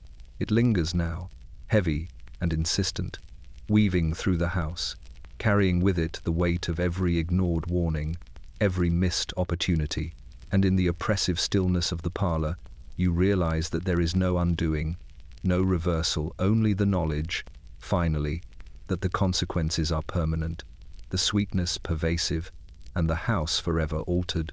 The city awakens slowly, reluctant and pale beneath a sky streaked with mist and muted sunlight. From the windows above, faint glimmers of life stir, shutters creak, doors open, the occasional footstep echoes against the cobblestones, but the streets remain largely empty, silent witnesses to a story too heavy to ignore. You move through the fog-laden avenues, aware of the weight that has settled over the city, a palpable presence that bends the air, presses against walls, and curls around every corner. The sweetness lingers faintly here, a memory that follows each step, curling upward into your chest, making every breath thick and deliberate. The news has arrived too slowly, too quietly, carried in whispered conversations and tentative murmurs behind curtained windows. Families speak in hushed tones, glancing toward houses that bear the memory of madness, of the woman who walked barefoot through the streets, whose nights and days were marked by the cloying sweetness that invaded the very air she breathed. Officials, doctors, apothecaries, all acknowledge the truth now, though only after the damage has spread too far. There is no denial anymore. The city names it at last, the madness, the tonic, the invisible presence that claimed her nights and haunted her days. You pass familiar streets, noting the reaction of those who had once pretended not to see. Shopkeepers peer through the slats of shutters, their expressions pale and tight. Children pause in their play, senses attuned to the hum in the air. the unnatural stillness that seems to echo from the house she has left behind. Even the fog seems different, thickening as though aware, curling more deliberately around posts and rooftops, accentuating the emptiness of streets that now carry a faint tension, a trembling expectation. The sweetness presses faintly against your lungs, the memory of it climbing the back of your throat, reminding you that what has occurred cannot be undone. You reach the house. The doors are shut, the windows darkened, but the air around it vibrates with what remains. Shadows cling to the walls, elongating and flickering as if alive. The parlor, the hallway, the rooms, each carries the imprint of her presence. Every step she took, every shiver of skin, every tremor of the mind. The walls remember, the floors remember, the air itself has taken note, and the city now cannot deny what it sees and what it smells and what it feels. The consequences of months of negligence, the cost of pretending not to notice, the persistence of the sweetness that will linger far longer than anyone imagined. The husband stands beside you, shoulders slumped, eyes fixed on the darkened windows. The servant girl remains near the doorway, clasping her apron and whispering prayers that drift into the heavy air. The house exhales slowly, subtly, as though acknowledging the presence of witnesses. You understand, with a sinking certainty, that the city has named it the madness, the sweetness, the descent, but recognition comes too late. The woman, her mind fractured, her nights claimed, her body bound to the tonic and its invisible companion, has already become part of the city's shadowed history. And as you stand there, the fog curls around your ankles, the air vibrates faintly, and you realize, naming the madness does not reclaim her. It does not erase the nights she wandered barefoot, the sheets soaked, the laughter brittle and hollow. It merely acknowledges it, etching the story into memory, into walls, into air. The city finally sees, finally names, and finally trembles alongside the house that has carried her, and the sweetness that has never left.